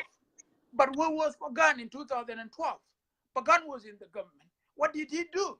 What did Pagan do to even to address the problem that we're having? And for Comrade Pagan to come out today and say it was planned by Khartoum to pit the Dinkas against the Nuer in 2012, tell us what initiative that Pagan has taken, and all the SPLMs knowing that Khartoum was for the destruction of South Sudan, that they have done to prevent that. They failed to do that. So in a way, it is wrong for Pagan even to blame Khartoum, because if you know that these people are your enemy, would you allow them to destroy you and then come and complain thereafter? No, you would do anything that need to be done. Yes, Ustad Newell, James, it's go back to when you have an absolute power or you don't have an absolute power. Yes, we know that in a modern democracy, the General Secretary, the policies always, the ruling party, the policies should come from the ruling party. They have a roadmap. But in case of South Sudan, as I mentioned this a little earlier, President Kiir, actually, those who were fired from SPLM party, Bona Malal was sanctioned not to go to South Sudan, okay? You have Elena Iyeng was fired. You have Tilar was fired. You have Makunluet, it was even, sentenced to death. Those were fired from SPLM party. Kiir surrounded himself with those and abandoned the policies of SPLM.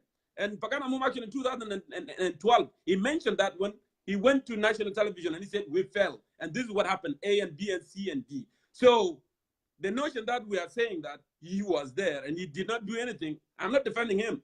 It's not true, because actually you don't have power in your hand. The power was considered in the hand of the president. It became more authoritative, and he was making decisions with those who were fired from the SPLM party. That's why they didn't get nowhere. So again, it goes back to the president. It goes back to those who were fired. You see where we're coming from? Go ahead. I give you the last point, brother. No. Thank you for stating that. And I should say this. Go ahead. Say it. I should say this, Comrade Jongkor, that that the failure that we have is not per se Khartoum. The failure we have is that our commander that came with us from the bush. Remember, I'm also part of the SPLM. I grew up in the bush myself. The failure that we have in South Sudan is only us who came from the bush. When we get into power, we forget about the country. The people that find themselves in the position of power did not think about the country. Here is one. They did not believe. They did not believe that a Khartoum will allow us to become independent. That was the first mistake that they have done. And then the international community has said this, that we who came from the bush thought Khartoum will not allow South Sudan to succeed. The last thing, when they realized Khartoum is going to let South Sudan to go, was that when Bashir visited South Sudan in January 4th, 2011, when we were about to become independent, 6 months before independence. So what would you do in 6 months to ensure that the country that is getting independent has all the infrastructure in place that is needed, all the institutions, all the security? How would you do that in 6 months? And this is why we became an independent country with no plan.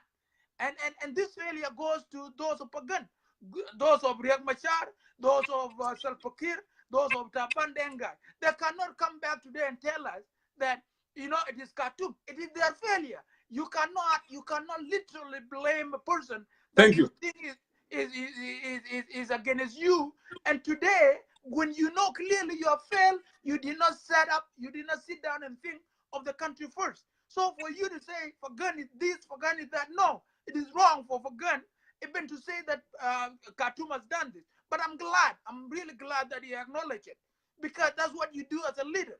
When you make a mistake, you come out and say, I have failed, and here is what we need to do collectively as a country for us to come out from where we are.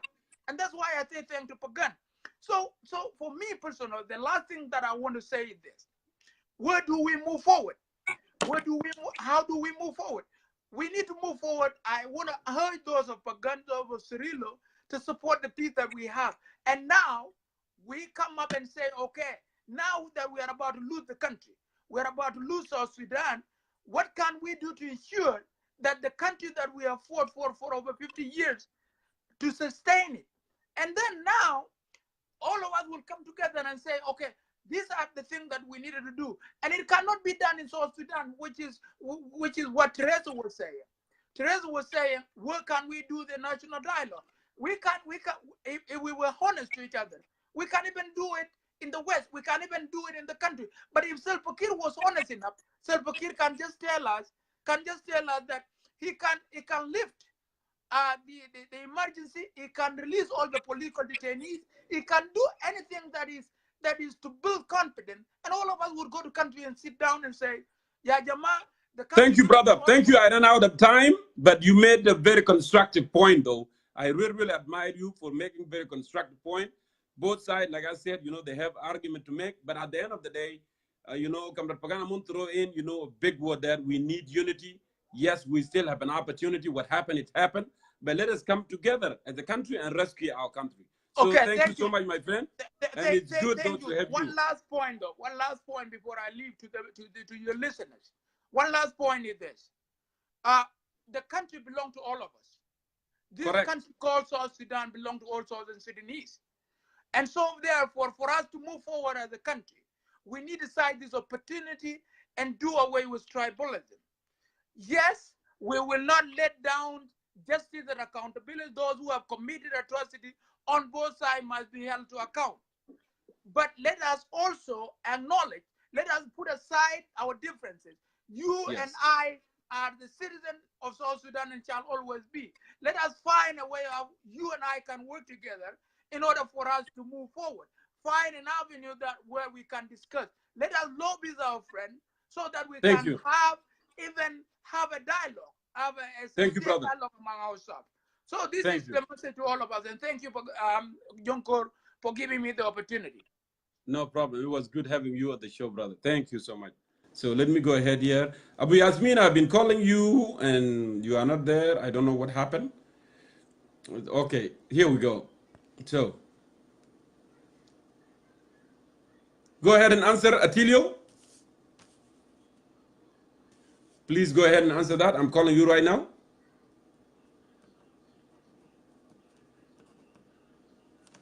Yasmin.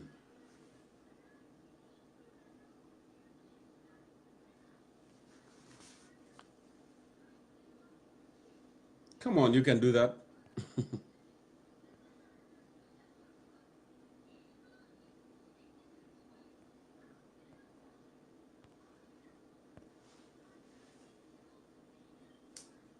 Go ahead until you answer that call, because we are running out of time anyhow.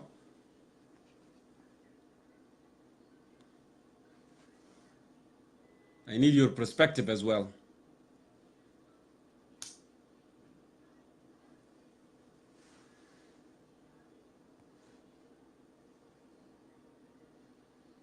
Yeah, it looked like maybe there is a network, Attilio, because I'm calling you. Can you write something, Attilio, to see that if you are available there somewhere?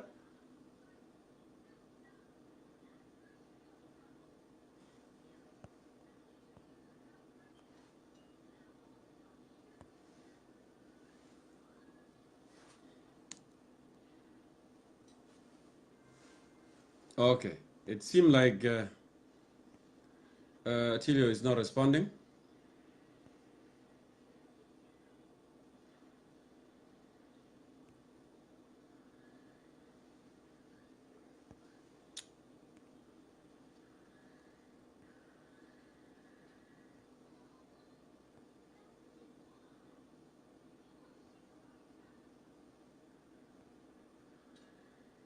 Your phone is up, Lily. Your phone is up totally. I can't call you. So let me go ahead and do this. Hi, I'm Lou Cardoso, One Main Financial Personal Loan. Sorry hero. for that He's commercial, got Ajama. supersonic hearing. Normal hearing. So go ahead and Everyone can do hear this. that. I can hear it.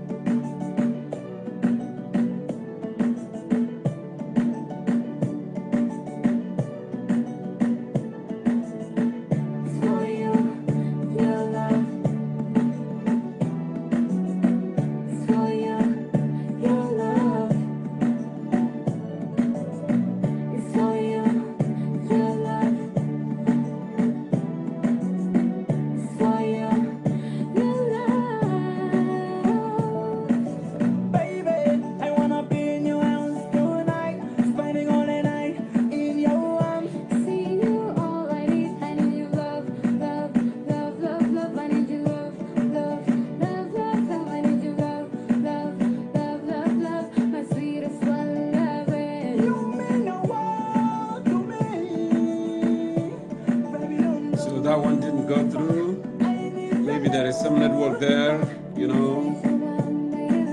But anyway, it's okay.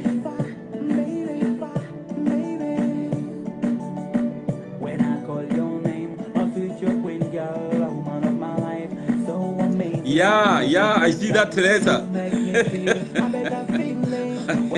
I saw that. That's so funny.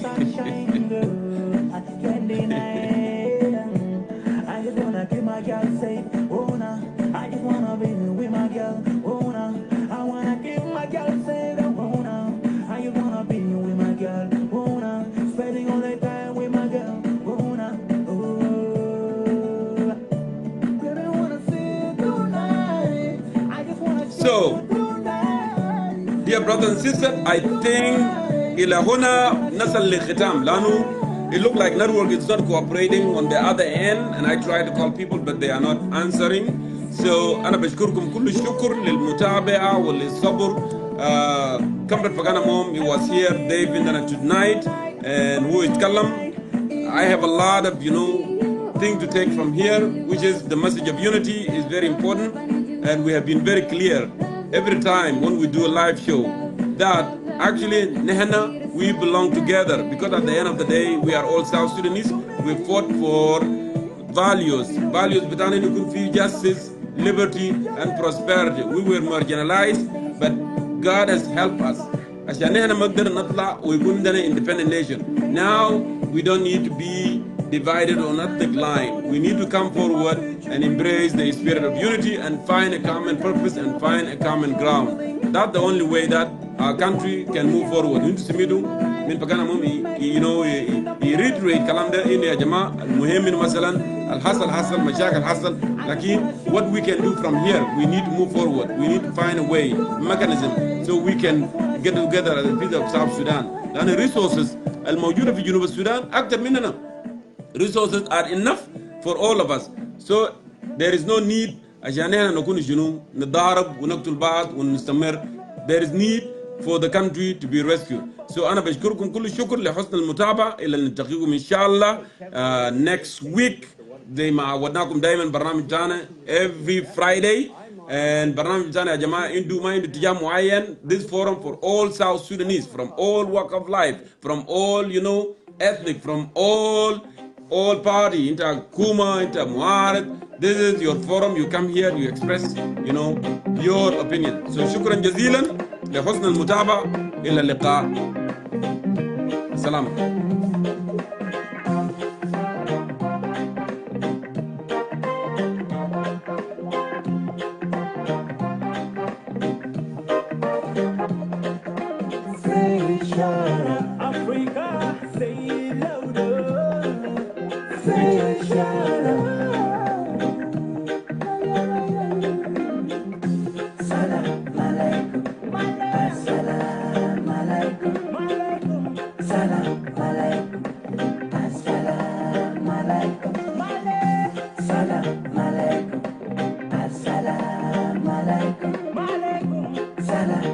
alaikum.